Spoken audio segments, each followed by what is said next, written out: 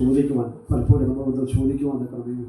കർത്താവെ ദിവസങ്ങൾക്ക് ദേവദാസനൊക്കെ ഇവിടെ ഉള്ളപ്പോൾ പറഞ്ഞതുപോലെ ദാവീദിന് കൊടുത്തതായ ആ കാഴ്ചപ്പാടും ദർശനങ്ങളൊക്കെ നമുക്കൊന്ന് ലഭിച്ചായിരുന്നെങ്കിൽ നമ്മുടെ അളവും നമ്മുടെ ആ ആത്മീയത്തിൻ്റെ ഇത് പരിശുദ്ധാമ നമ്മോട് കൂടെ നിൽക്കുക, പരിശുദ്ധാമൻ്റെ സാന്നിധ്യം നമ്മോട് കൂടെയുണ്ട്. അവൻ വന്നും പോയി നിന്ന സമയത്ത് ദാവീദ് ഇത് പറയുവാനായിരുന്നു. ആത്മാവ് പരിശുദ്ധാമ വന്നും പോയി നിൽക്കുന്ന സമയത്ത്, ഇടപെട്ടുകൊണ്ട് നിൽക്കുന്ന സമയത്ത്, എന്നാൽ 24/7 നമ്മോട് കൂടെ നിൽക്കുമ്പോൾ കർത്താവെ അപ്പം ആ പരിശുദ്ധാമാവിനെ നമുക്ക് തന്നിച്ചു പോകുമ്പോൾ, പരിശുദ്ധാമാവെന്ന കാര്യത്തിൽ നമുക്ക് തമ്മിൽ അനുഗ്രഹിക്കുമ്പോൾ ഇതിൻ്റെ കർത്താവിനോട് ചോദിക്കുവാൻ, കർത്താവ് ദൈവസ്ഥലത്ത് നിൽക്കുവാൻ, കർത്താവിൻ്റെ ഈ ദൈവാസനം ചോദിച്ചതുപോലെ കർത്താവ് യഹോവ ഇതിൻ്റെ കൂടാരത്തിൽ ആർക്കും നിന്റെ വിശുദ്ധ പർവ്വതത്തിൽ വസിക്കും. ഇതിന് മറുപടി അതിൻ്റെ താഴത്തെല്ലാം ദൈവദാസനോട് കേൾക്കുവാൻ ഇടയായിത്തീർന്നു. മുസ്ലിം പരിശോധനാവേ ദൈവരക്ഷയുടെ അനുഭവത്തിലേക്ക് ദൈവം കർത്താവ് പാപിയായെന്ന അവനെ ആരൊക്കെ കൊണ്ടും രക്ഷിക്കപ്പെടുവാൻ കഴിയാവുന്ന ജാതീയ മണ്ഡലത്തിൽ നിൽക്കുന്നതായ പലവിധത്തിലായ അവസ്ഥയിൽ നിന്നതായിരുന്ന നമ്മളെ ഓരോരുത്തരെയും ദൈവം അവനെ രക്ഷിച്ച് ദൈവം നിർത്തുമ്പോൾ ഇതുപോലെ കാലം കർത്താവെ ആ വിശുദ്ധ പർവ്വതത്തിൽ കർത്താവെ ആ ദൈവസ്ഥാനത്തിൽ നിൽക്കുവാൻ ഒരു കൃപ നൽകണമേ.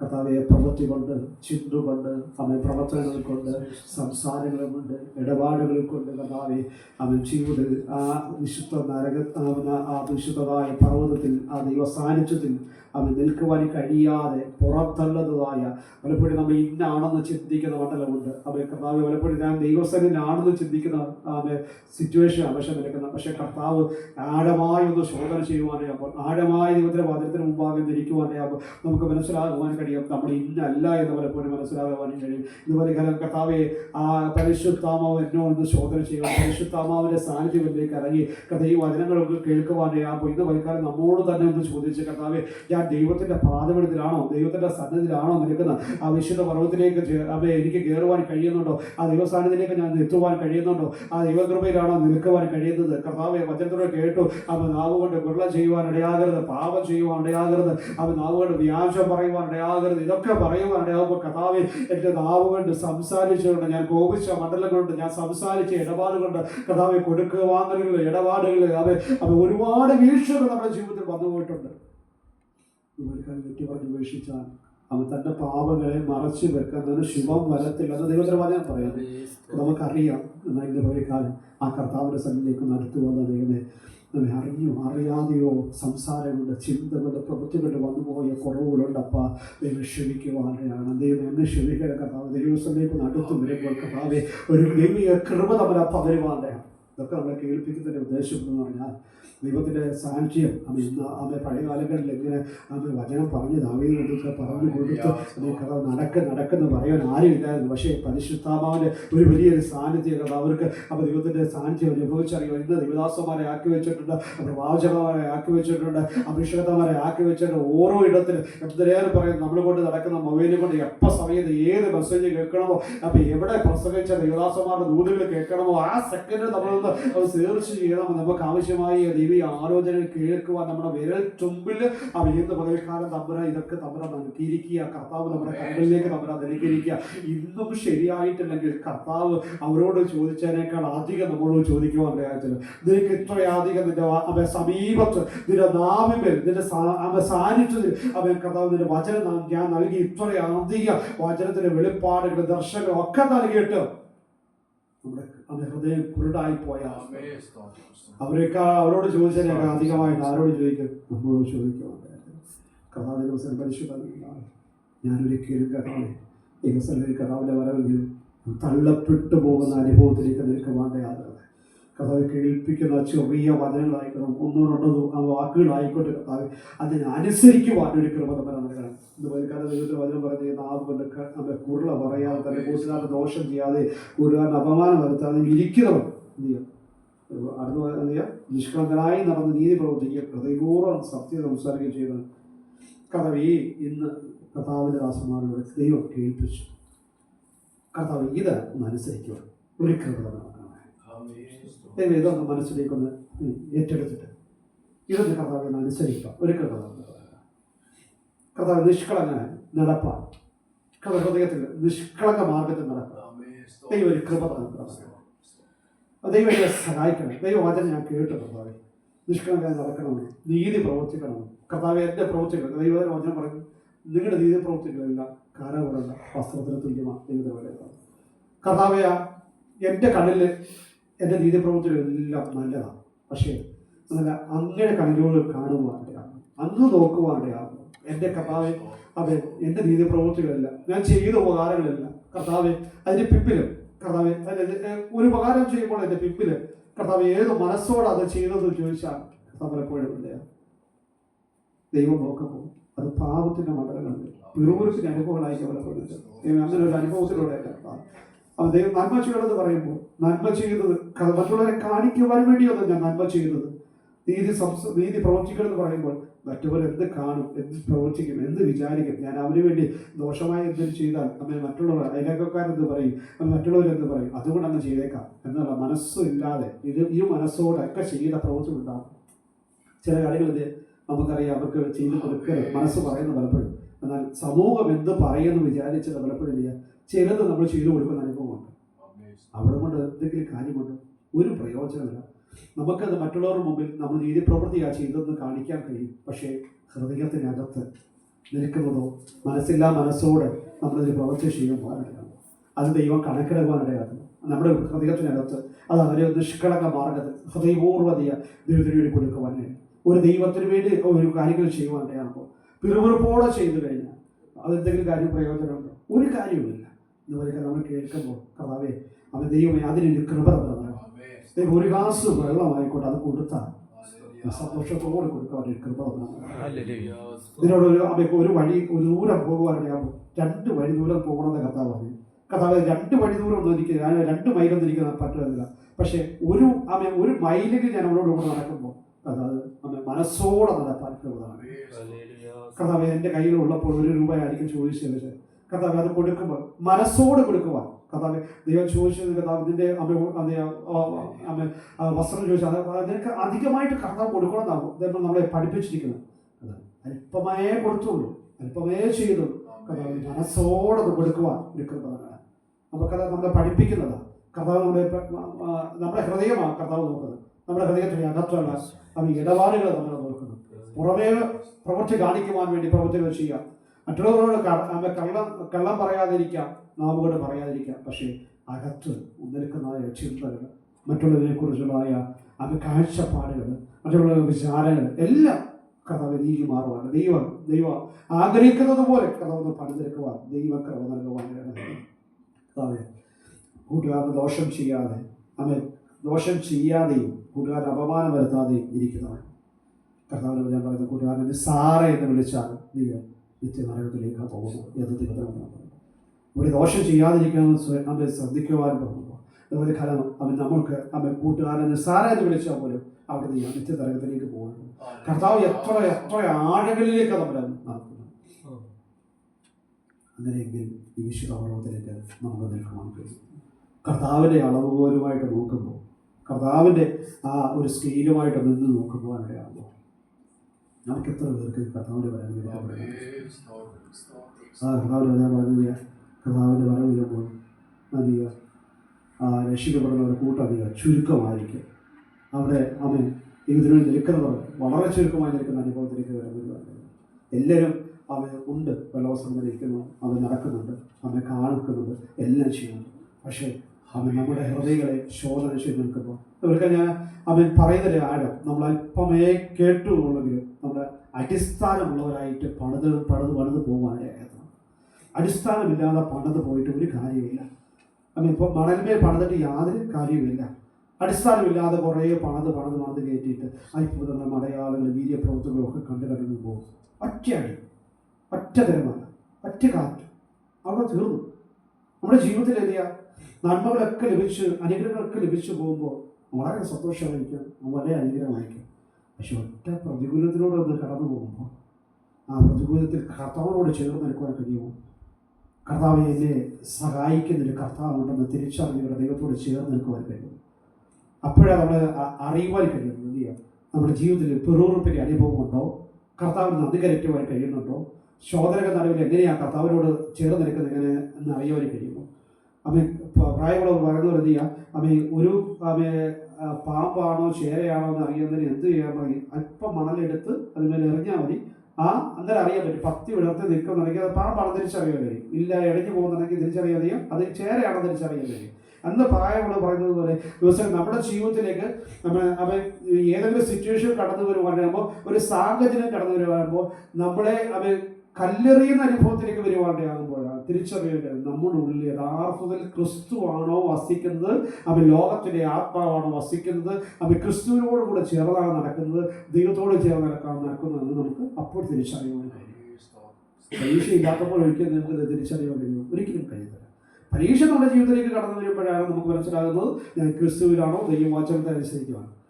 കള്ളം പറയുന്നതായ ഒരു സാഹചര്യം വരുമ്പോൾ, കള്ളം പറയുന്നതായ സിറ്റുവേഷൻ വരുമ്പോഴാണ് നമുക്ക് മനസ്സിലാകുന്നത് ഞാൻ അത് ചെയ്യാതിരിക്കണമെങ്കിൽ ദൈവത്തിൻ്റെ കൃപകളാണ്, ദൈവത്തിൻ്റെ സാഹചര്യമാണ്. വ്യാജം പറയാതെ, വ്യാജം പ്രവർത്തിക്കാതിരിക്കണമെങ്കിൽ, കൂട്ടുകാരുടെ ദോഷം ചെയ്യാതിരിക്കണമെങ്കിൽ സിറ്റുവേഷൻ വരുമ്പോൾ ഞാൻ അതിനനുസരിച്ച് കർത്താവിൻ്റെ വചനം പറഞ്ഞിട്ടുണ്ടെങ്കിൽ ചെയ്യരുതെന്ന് പറഞ്ഞിട്ടുണ്ട് എന്ന് ദൈവത്തെ വചനം പറയുമ്പോൾ അതിനനുസരിച്ച് നിൽക്കുവാൻ ഒരു കൃപ. ഇങ്ങനെയൊക്കെ ചെയ്യുമ്പോൾ മാത്രമേ എന്ത് ചെയ്യുള്ളൂ, കർത്താവിൻ്റെ സന്നിധിയിലേക്ക് എത്തുവാനും കഴിയുള്ളൂ. അതിൻ്റെ അവസരമാക്കി ഇങ്ങനെ ചെയ്യുന്നത് ഒരു നാളും കുലുങ്ങിപ്പോവുകയില്ല. കാരണം നാം കുലുങ്ങാതെ നിൽക്കണമെങ്കിൽ കർത്താവിൻ്റെ വചനത്തിനനുസരിച്ച് ദൈവമേ കർത്താവ് ഇതൊക്കെ ചെയ്തങ്ങോട്ട് പോയി കഴിഞ്ഞാൽ കർത്താവ് ബലപ്പെടുത്തുവാനായിട്ട് കുലുങ്ങാതെ നിൽക്കണമെങ്കിൽ അതേ ഉള്ളൂ. അതിൻ്റെ അർത്ഥം കുലുങ്ങാതെ നിൽക്കുന്നതിന് കാരണം എന്താ? ക്രിസ്തുവാകുന്ന പാറയിലാണ് ഈ വീട് പണിതിരിക്കുന്നത്. അതുകൊണ്ടാണ് കുലുങ്ങാതെ നിൽക്കുന്നത്. ക്രിസ്തുവാകുന്ന പാറയിൽ അടിസ്ഥാനമിട്ട് ആ പാറയിൽ മേലെ കർത്താവിൻ്റെ ഓരോ പണികൾ നമ്മൾ പണിതെടുത്തുകൊണ്ടിരിക്കുന്നത്. അതിൽ അവിടെ ആ ആഴത്തിൽ വീട് പണിത, പാറയമേൽ വീട് പണിത മനുഷ്യന്റെ ജീവിതത്തിന്മേൽ, ആ വീടിന്മേലോ പ്രതികൂലങ്ങൾ ആഞ്ഞടിച്ചിട്ടില്ലെന്നല്ല പറയുന്നത്, ആഞ്ഞടിച്ചിട്ടുണ്ട്. അവിടെ തിരമാലകൾ ആഞ്ഞടിച്ചിട്ടുണ്ട്, കൊടുങ്കാറ്റ് ആഞ്ഞടിച്ചിട്ടുണ്ട്, പ്രതികൂലങ്ങൾ ആഞ്ഞടിച്ചിട്ടുണ്ട്. മണൽമേൽ പണിത വീടിന്മേലും പാറമേൽ പണിത വീടിന്മേലും എല്ലാം പ്രതികൂലം ഒരുപോലെ ആഞ്ഞടിച്ചു. പക്ഷേ മണൽമേൽ പണിത വീട് തകർന്നു പോകാനിടയായി തോന്നുന്നു. എന്തുകൊണ്ടാണ്? ക്രിസ്തുവിന്മേൽ നിൽക്കുന്നവൻ നിൽക്കുവാൻ, വീഴാതെ നിൽക്കുവാനിടയായിട്ട്. ദിവസങ്ങൾ നമ്മൾ ഓരോരുത്തരും നിൽക്കണമെങ്കിൽ സ്റ്റാൻഡായി ഉറപ്പോടെ ധൈര്യത്തോടെ നിൽക്കുവാനിടയാകാനായിട്ട് എന്ത് ചെയ്യണം? ക്രിസ്തുവിൽ നമ്മൾ വീട് പണിയുവാനാണ്. നമ്മൾ ക്രിസ്തുവിൽ മുമ്പോട്ട് നിൽക്കുവാനാണ്.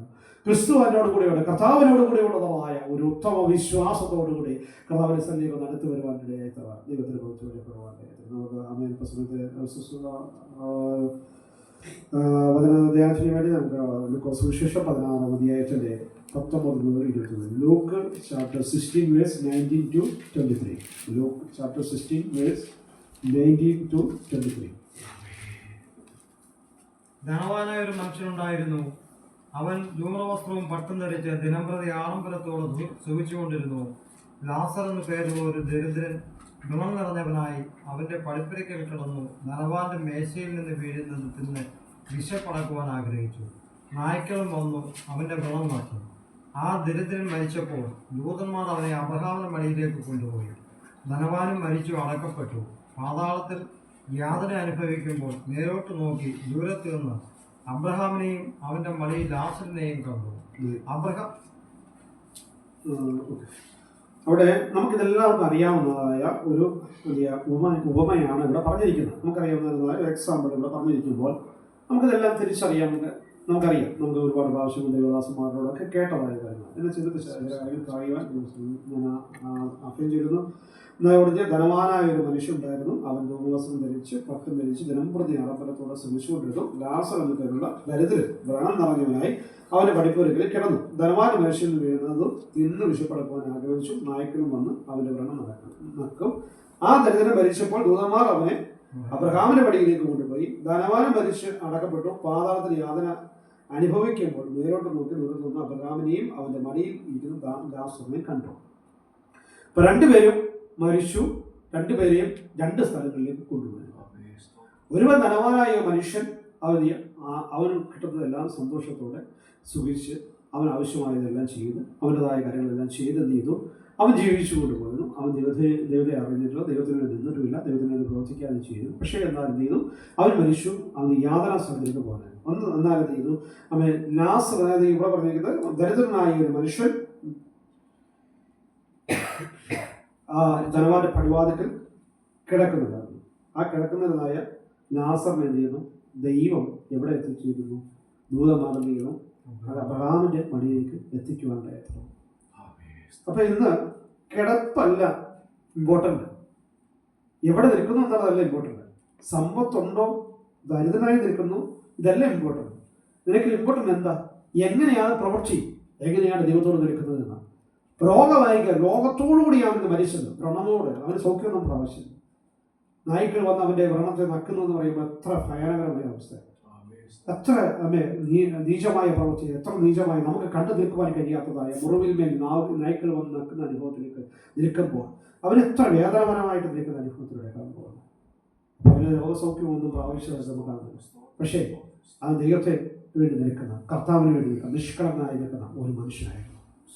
തനവൻ എല്ലാ കാര്യങ്ങളും, എല്ലാ സമ്പത്തുണ്ട്, എല്ലാ കാര്യങ്ങളും ഉണ്ട്. പക്ഷേ അവന് ദൈവത്തെ അറിയില്ല, ദൈവത്തിനോട് നിന്നു, ദൈവത്തിനോട് പ്രവർത്തിച്ചു വരാം. അപ്പോൾ നമുക്ക് സിറ്റുവേഷൻ അല്ല ഇമ്പോർട്ടൻ്റ്, നാം ദൈവമായിട്ട് നിൽക്കുന്ന അനുഭവം.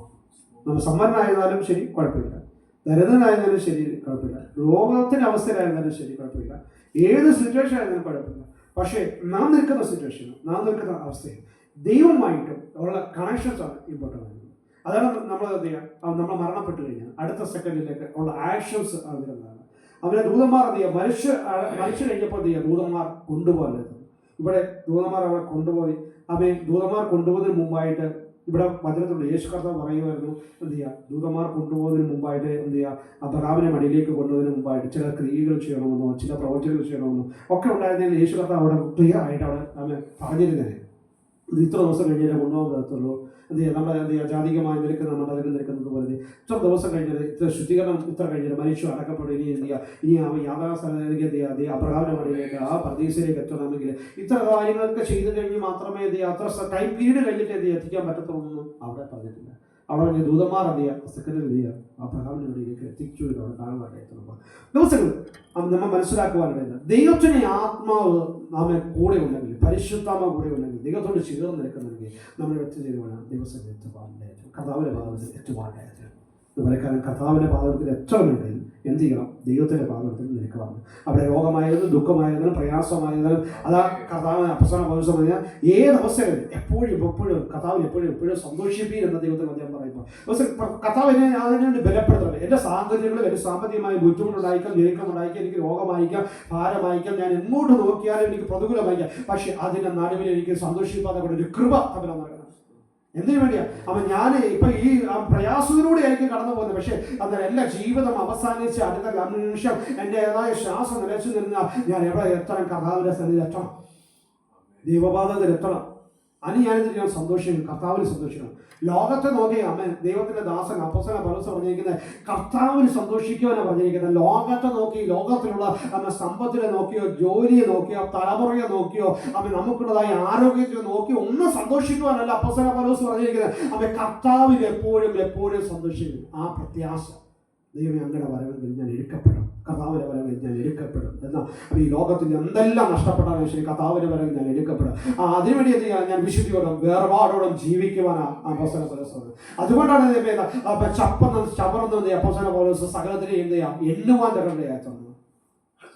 കാലം ദൈവത്തിന്റെ സന്നിധിയിലേക്ക് നമ്മൾ അടുത്ത് വരുവാണ്ടാകുമ്പോൾ കർത്താവ് ആ കാഴ്ചപ്പാട്, ആ ഒരു ദർശനം നമ്മൾ പറഞ്ഞു. ഇതിന്റെ അടുത്ത വാക്യങ്ങളിലേക്ക് വരാം. കാരണം പറഞ്ഞാൽ നമ്മൾ ഇപ്പോഴെന്ത് ചെയ്യുക, ഇതെല്ലാം അറിഞ്ഞ ദൈവത്തിന്റെ കൃപയാല്, ദൈവത്തിന്റെ കരുണയാല് ഇത് അറിഞ്ഞ ഒരു ജനമാണ് ഇവിടെ അമേരിക്കയിൽ ഓരോരുത്തരും എന്ത് ചെയ്യുക, കർത്താവിനെ അറിഞ്ഞവരാ, ദൈവത്തെ അറിഞ്ഞവരാ. ലാസറിനെ പോലെ നമ്മൾ ഓരോരുത്തരും കർത്താവിനെ അറിഞ്ഞവരാ. ദൈവത്തെ അറിയുവാൻ ദൈവം നമ്മളോട് സ്നേഹിച്ചു, കർത്താവ് നമുക്ക് കരുണ വന്നു. എത്ര ഭാഗ്യമുള്ളവരാ. എന്നാൽ ഈ ഭാഗ്യം, ആ പദവിയിലേക്ക് നമ്മൾ എത്തിക്കുന്നു. കർത്താവ് ആഗ്രഹിക്കുന്നത് ഇനിയും പാപം ചെയ്യും, ഇനിയും കർത്താവിന് വിരുദ്ധമായത് ചെയ്യും, ദൈവത്തിന് അനിഷ്ടമായിട്ടുള്ള ചെയ്ത് മുമ്പോട്ട് പോകാനല്ല കർത്താവ് ആഗ്രഹിക്കുന്നത്. ദൈവത്തോട് ചേർന്ന് നിൽപ്പാകയാണ്. ഇത്ര വലിയ രക്ഷ ലഭിക്കാത്ത ഒരുപാട് ആൾക്കാരെ പുറത്ത് നിൽക്കുക.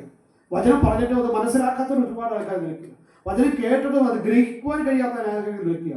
അനേകര് നമ്മുടെ കുടുംബങ്ങളായിക്കോട്ടെ, അനേക ഇടങ്ങളായിക്കോട്ടെ, അനേകരും ഇന്നും ഈ സത്യവചനത്തിന്റെ മർമ്മങ്ങൾ ഇതാണ് ഏറ്റവും വലുതെന്ന് തിരിച്ചറിയുവാൻ കഴിയാതെ ഒരുപാട് ആൾക്കാർ പുറത്ത് നിൽക്കുമ്പോൾ, ഔട്ട്സൈഡ് നിൽക്കുമ്പോൾ ദൈവത്തിന്റെ കൃപയാല് ഇന്ന് ഇന്നാകുവാൻ ആർക്ക് ദൈവം നമ്മളെ ഭാഗ്യം നൽകി? നമുക്ക് കൃപ നൽകി. നമ്മൾ എത്രയധികം സന്തോഷിക്കാൻ പറ്റും, എത്രയധികം സന്തോഷിക്കാൻ പറ്റും.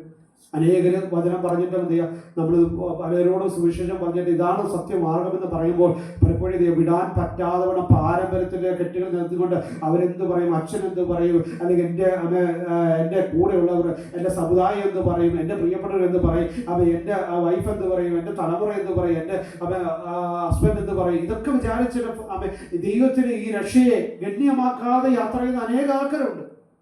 പക്ഷേ അവരുടെ കൂട്ടത്തിൽ അകപ്പെട്ടു പോകാതെ ദൈവത്തിനെ കരുണയാൽ ദൈവം നമ്മോട് സംസാരിച്ചപ്പോൾ ആ ലുതിയുടെ ഹൃദയം തുറന്നു കൊടുത്തതുപോലെ നമ്മുടെ ഹൃദയത്തെ എന്ത് ചെയ്യുക, തമ്പുരാൻ തുറന്നു വന്നിരിക്കുക. എന്തിനു വേണ്ടിയാണ് തുറന്നു വന്നിരിക്കുന്നത്? എന്തിനു വേണ്ടിയാണ് കർത്താവ് വന്നിരിക്കുന്നത്?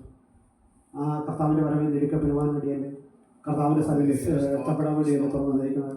അത് ദൈവം എന്ത് ചെയ്യുക, നമ്മുടെ രക്ഷയിലേക്ക് വന്നു, ഈ ലോകത്തിലേക്ക് തന്നെ ദൈവത്തിൻ്റെ മകളാണെന്ന് പറഞ്ഞ് കുറേ നാളെ ജീവിച്ച് നിങ്ങൾ ലോകത്തിന് നിലവിലെല്ലാം കാണിച്ചു കൊടുത്തിട്ട് ദൈവത്തിൻ്റെ മക്കളാണെന്ന് പറഞ്ഞ് ജീവിച്ചു മുമ്പോട്ട് പോയിട്ട് കർത്താവിന് പറയുന്നത് അധർമ്മം പ്രവർത്തിക്കുന്നത് ഞാൻ നിങ്ങളെ അറിയുന്നില്ല എന്ന് പറയുന്ന വാക്ക് കേൾക്കാൻ വേണ്ടിയാണ് നമ്മൾ നിൽക്കുന്നത്. അവർ അത്ഭുതങ്ങളും അടയാളങ്ങളും ഒക്കെ ചെയ്ത പ്രവർത്തികൾ അവരോട് കർത്താവ് പറഞ്ഞിരിക്കുന്നത് അധർമ്മം പ്രവർത്തിക്കുന്നത് ഞാൻ അറിയുന്നില്ല എന്നാണ്.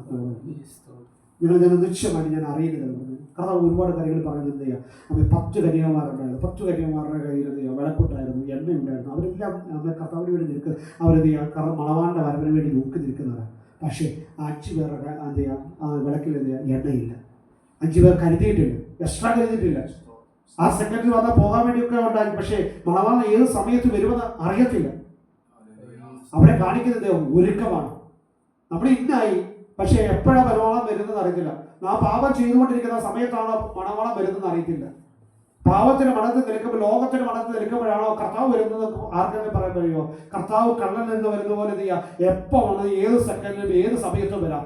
എപ്പോൾ വരുന്നത് ആർക്കും പറയാൻ കഴിയുന്നില്ല. അപ്പോൾ നമ്മുടെ വിളക്ക് എണ്ണയില്ലെങ്കിൽ, നമ്മൾ ഒരുങ്ങിയിട്ടില്ലെങ്കിൽ, നമ്മൾ നിൽക്കുന്ന പാവത്തിന്റെ മഠത്തിൽ നിൽക്കുവാണെങ്കിൽ നാം ഇന്നായതുകൊണ്ടോ, നമുക്ക് കർത്താവിന് വേണ്ടി നിന്നതുകൊണ്ടോ, കർത്താവിന് വേണ്ടി പ്രവർത്തിച്ചതുകൊണ്ടോ, കർത്താവിന് വേണ്ടി ഞാൻ നിന്നതുകൊണ്ടോ, ഞാൻ കർത്താവിനെ ഉയർത്തിയതുകൊണ്ടോ, കർത്താവിന് വേണ്ടി അനേകരുടെ പ്രസംഗിച്ചതുകൊണ്ടോ, അനേകരുടെ ഞാൻ സാക്ഷിയായതുകൊണ്ടോ, അനേക രോഗപ്രവർത്തനങ്ങൾ ചെയ്തുകൊണ്ടോ എന്നൊക്കെ പറഞ്ഞ് നിൽക്കുവാനിടയാകാതെ നിൽക്കുമ്പോഴും കർത്താവ് വരുമ്പോൾ ഞാൻ പാപത്തിന്റെ മഠത്തിലും പാപത്തിന്റെ മേഖലയിൽ നിൽക്കുവാണെങ്കിൽ, ആ സമയം ഞാൻ പാപം ചെയ്തുകൊണ്ടിരിക്കുന്ന അനുഭവത്തിലാണെങ്കിൽ എന്ത് ചെയ്യുക, മണവാളം വരും, ഒരുങ്ങി ചെയ്യുന്നവരെ കൊണ്ടുപോകും.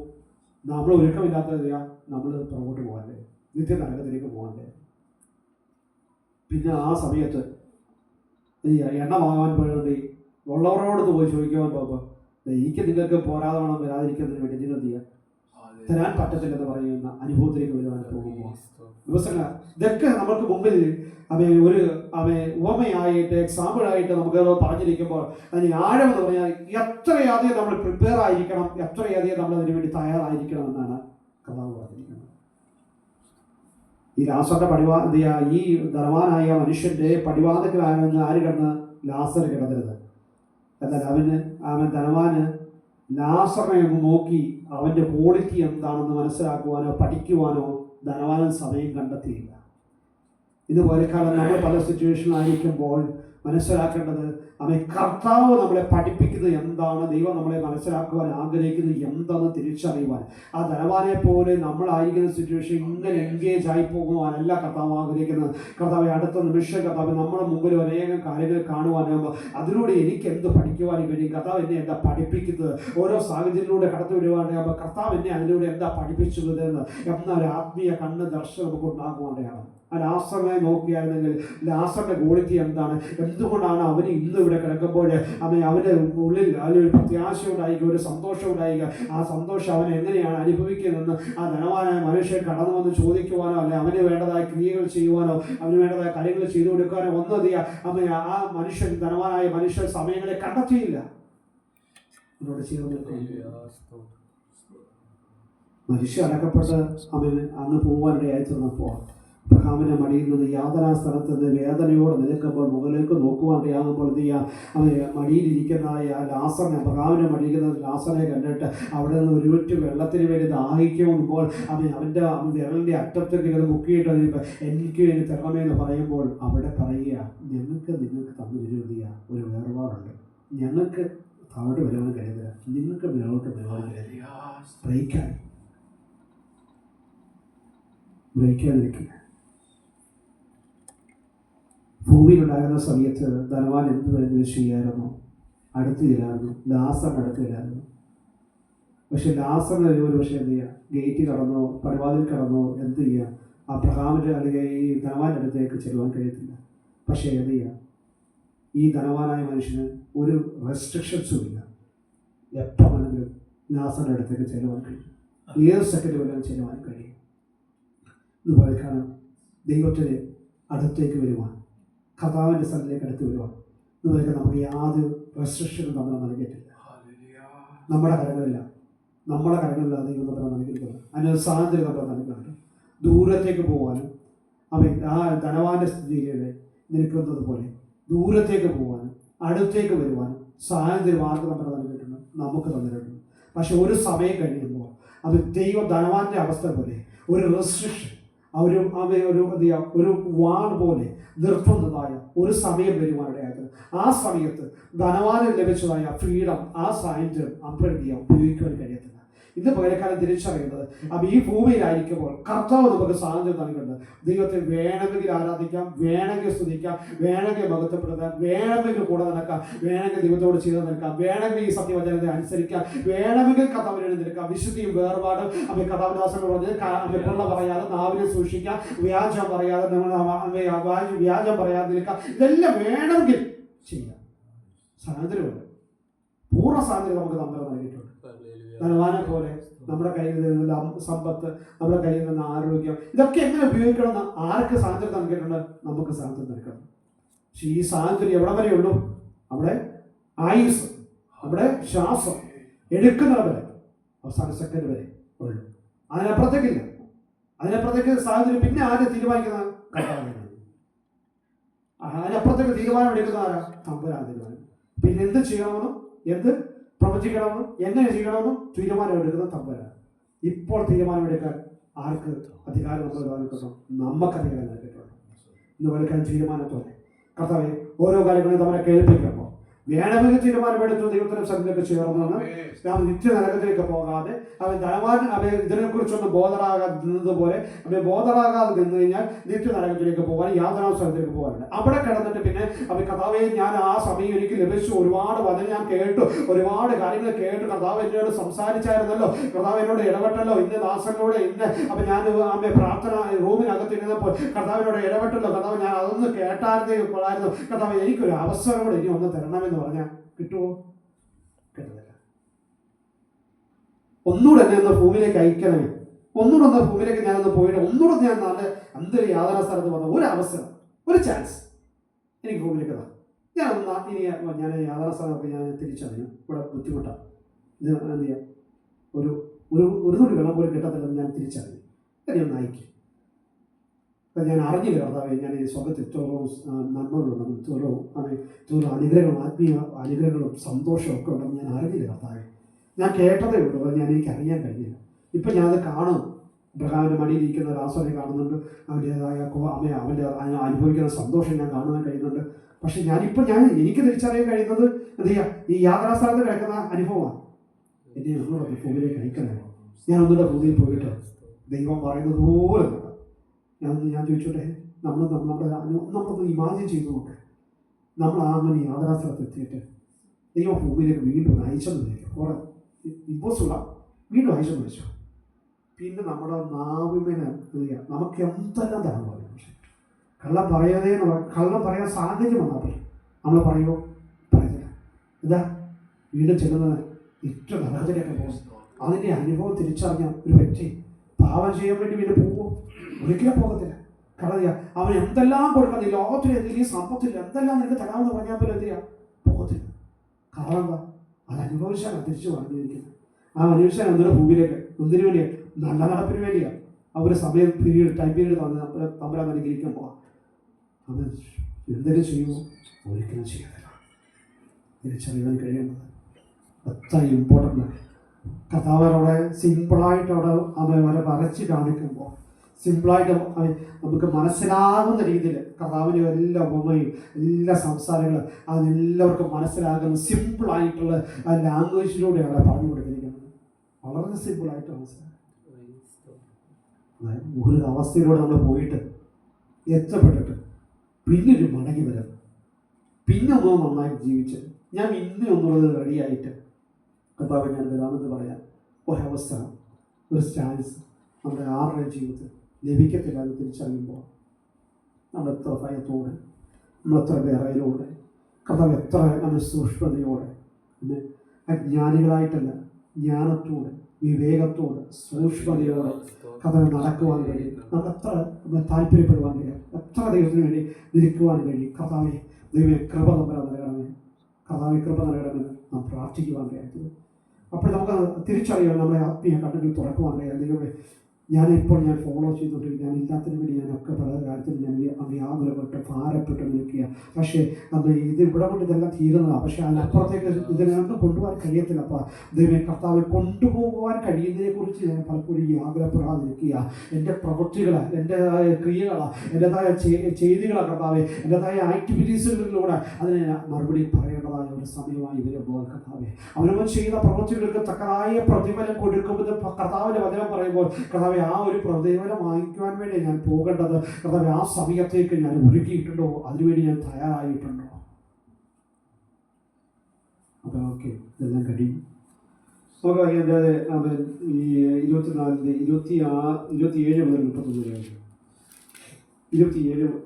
27 മുതൽ. അതിനെ അവൻ, എന്നാൽ പിതാവേ, അവനെ എൻ്റെ അപ്പൻ്റെ വീട്ടിൽ അയക്കണമേ എന്ന് ഞാൻ അപേക്ഷിക്കുന്നു. എനിക്ക് 5 സഹോദരന്മാരുണ്ട്. അവരും ഈ യാതനാസ്ഥലത്ത് വരാതിരിപ്പാൻ അവൻ അവരോട് സാക്ഷ്യം പറയട്ടെ എന്ന് പറഞ്ഞു. അബ്രഹാം അവനോട്, അവർക്ക് മോശയും പ്രവാചകന്മാരും ഉണ്ടല്ലോ, അവരുടെ വാക്ക് അവർ കേൾക്കട്ടെ എന്ന് പറഞ്ഞു. അതിനെ അവൻ, അല്ലല്ല അബ്രഹാം പിതാവേ, മരിച്ചവരിൽ നിന്ന് ഒരുത്തൻ എഴുന്നേറ്റ് അവരെ അടുക്കൽ ചെന്നുവെങ്കിൽ അവർ മാനസാന്തരപ്പെടുമെന്ന് പറഞ്ഞു.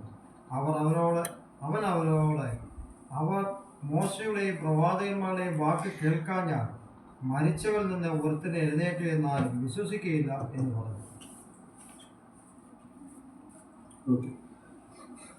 അവിടെ അപ്പോൾ ധാരാളം മനസ്സിലായി, എനിക്ക് ഈ ഒരു ചാൻസ് ഇല്ല എന്ന് അത് തിരിച്ചറിയാൻ കഴിയും. അതൊരു കാര്യം ചെയ്യാം. ഇനിയിപ്പോൾ എൻ്റെ 5 സഹോദരന്മാർ നാട്ടിൽ കിടപ്പുണ്ട്, ലോകത്തിൽ കിടപ്പുണ്ട്. എന്നാൽ പിന്നെ ഈ 5 സഹോദരന്മാരുടെ കിടപ്പുണ്ടല്ലോ, അന്ന് ഞാനോ നരകത്തിലേക്ക് എത്തി, യാതന സ്ഥലത്തേക്ക്.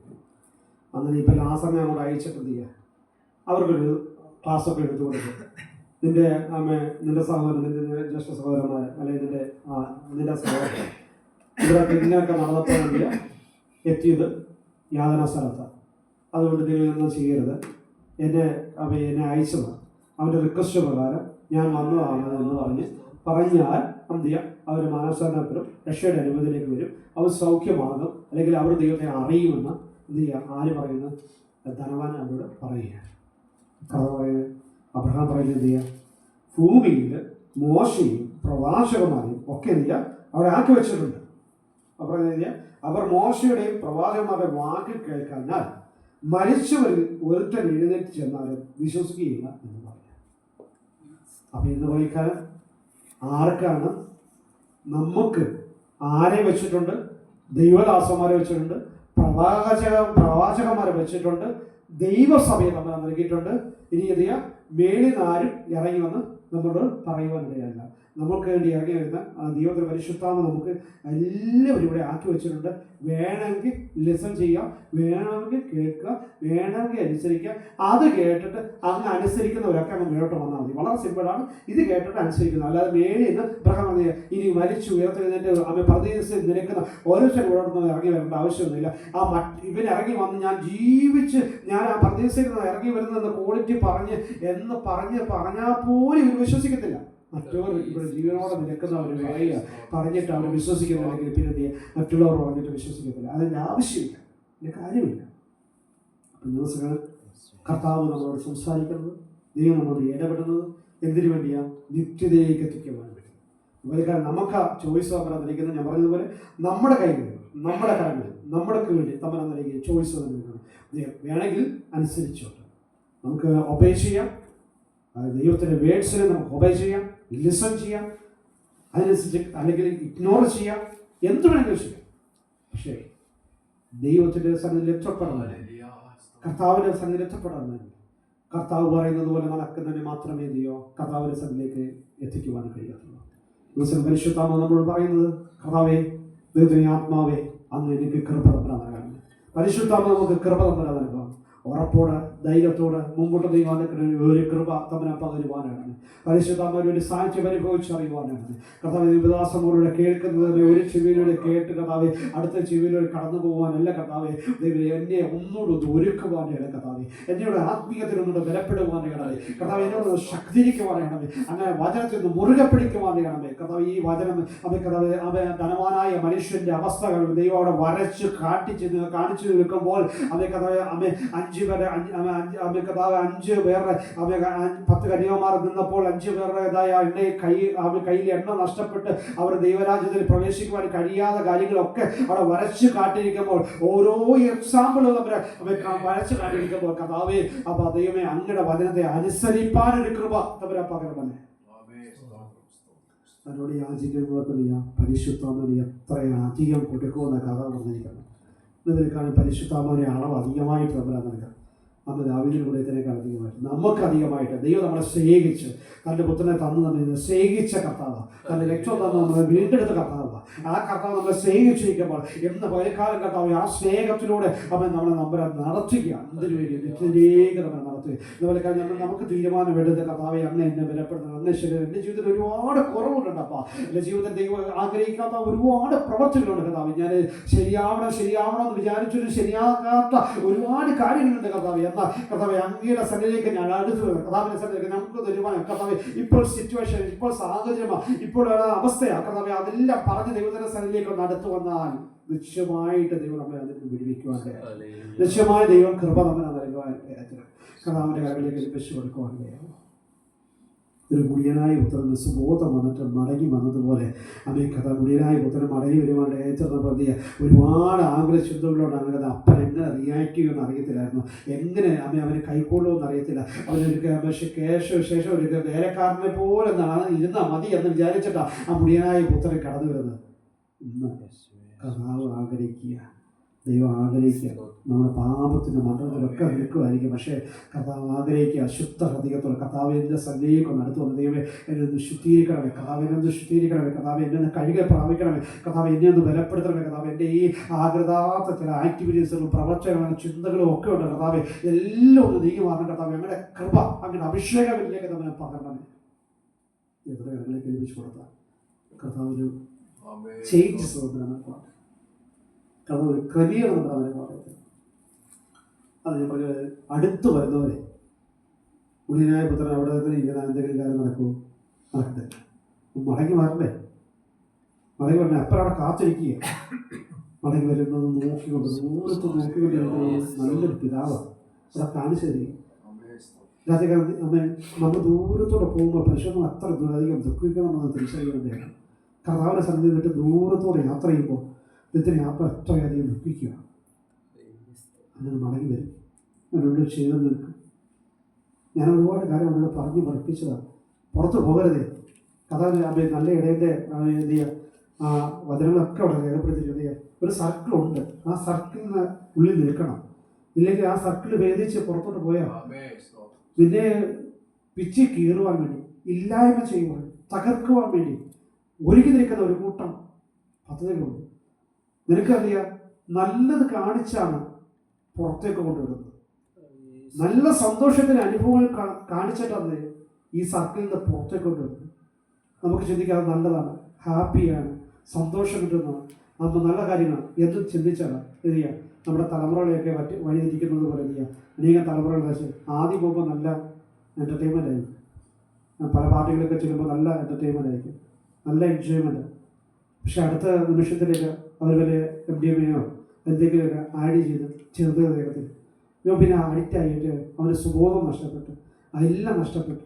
ഇത് ആദ്യം ചിലപ്പോൾ നല്ല എൻജോയ്മെൻറ്റ് നിൽക്കുന്ന അവസ്ഥ അവൻ്റെ മാനസികാവസ്ഥ മൊത്തം പോകും.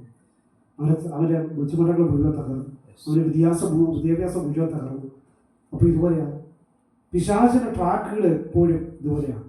വളരെ അട്രാക്റ്റീവായിട്ടുള്ളതായ, വളരെതായ ആകർഷിക്കുന്നതായ ഒരുപാട് കാര്യങ്ങൾ. എന്തിനു വേണ്ടിയാണ്? കർത്താവിൻ്റെ സന്നിധിയിൽ നിന്ന് നിന്നെ ഒന്ന് പുറത്തു കൊണ്ടുവരണം, ദൈവത്തിൻ്റെ കൂട്ടായ്മയിൽ നിന്ന് ഒന്ന് പുറത്തു കൊണ്ടുവരണം. എങ്കിൽ മാത്രമേ പിശാചിൻ്റെ പദ്ധതികൾ നടക്കുവാൻ്റെ അകത്തുള്ളൂ.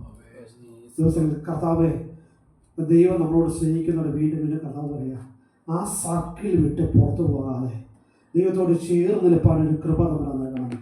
കർത്താവെ ഓടിയാൽ കർത്താവെ ദൈവം ഓടിക്കും, ഒരു കുഴപ്പമില്ല. എന്ത് ചെയ്യുക, ദൈവം പറഞ്ഞിരിക്കുന്ന ആടിൻ്റെ കർത്താവ് ഇടയൻ്റെ കണ്ണു മുമ്പിൽ നിന്നുകൊണ്ട് ഓടാം, ചാടാം, എന്ത് വേണമെങ്കിലും ചെയ്യുന്ന അപ്പുറത്തേക്ക് പോകാൻ വിളിച്ചാൽ മടങ്ങി വരുന്ന അനുഭവത്തിലേക്ക് ദൈവമേ ഒരു കൃപ തരാൻ നൽകണം. ദൈവത്തോട് ചേർന്ന് നിൽക്കുവാൻ, ആ ഇടയനോട് ചേർന്ന് നിൽപ്പാൻ ഒരു കൃപ തരാൻ പകരുവാനാണ് കർത്താവിൻ്റെ പാദത്തിലേക്ക് നിർത്തി വരുവാനാകുമ്പോൾ അങ്ങനെ ഒരു ചിന്ത നമ്മുടെ ജീവിതത്തിൽ ഉണ്ടാകും. കർത്താവെ ഒരു പിശാചിൻ്റെ കെണിയിലും അകപ്പെടുവാനാകാതെ, പിശാചിൻ്റെ പദ്ധതിയിലും അകപ്പെടുവാനാകാതെ ദൈവനെ വിളിച്ചു നിർത്തിയിരിക്കുമ്പോൾ നീതിക്ക് വേണ്ടി, വിശുദ്ധിക്ക് വേണ്ടി, വേർപാട് വേണ്ടി നിൽക്കുവാൻ വേണ്ടി കർത്താവിനെ ഒരുക്കിയിരിക്കുന്നത്. കർത്താവെ നിത്യ നരകത്തിലേക്ക് പോകാനല്ല എന്നെ വിളിച്ചത് ദൈവമേ കർത്താവിന് വേണ്ടി നിൽക്കുവാൻ വേണ്ടി. അത് കർത്താവ് ഞാൻ അങ്ങനെ രാജ്യത്തിൽ എത്തിക്കുവാൻ വേണ്ടിയാണ് നിൽക്കേണ്ടത്. കർത്താവ് ആ രാജ്യത്തിൽ എനിക്ക് എത്തണം, കർത്താവിൻ്റെ വരവിൽ ഞാൻ എടുക്കണം, അവൻ എടുക്കപ്പെടുവാൻ കഴിയണം, അതിനുവേണ്ടി എന്നെ ഒരുക്കണമേ.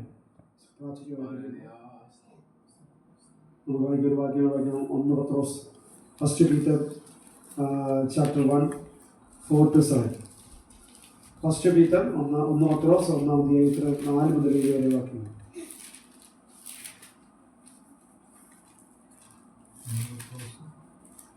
പത്രോസ് 1-ാം അധ്യായം 4 മുതൽ 7 വരെ.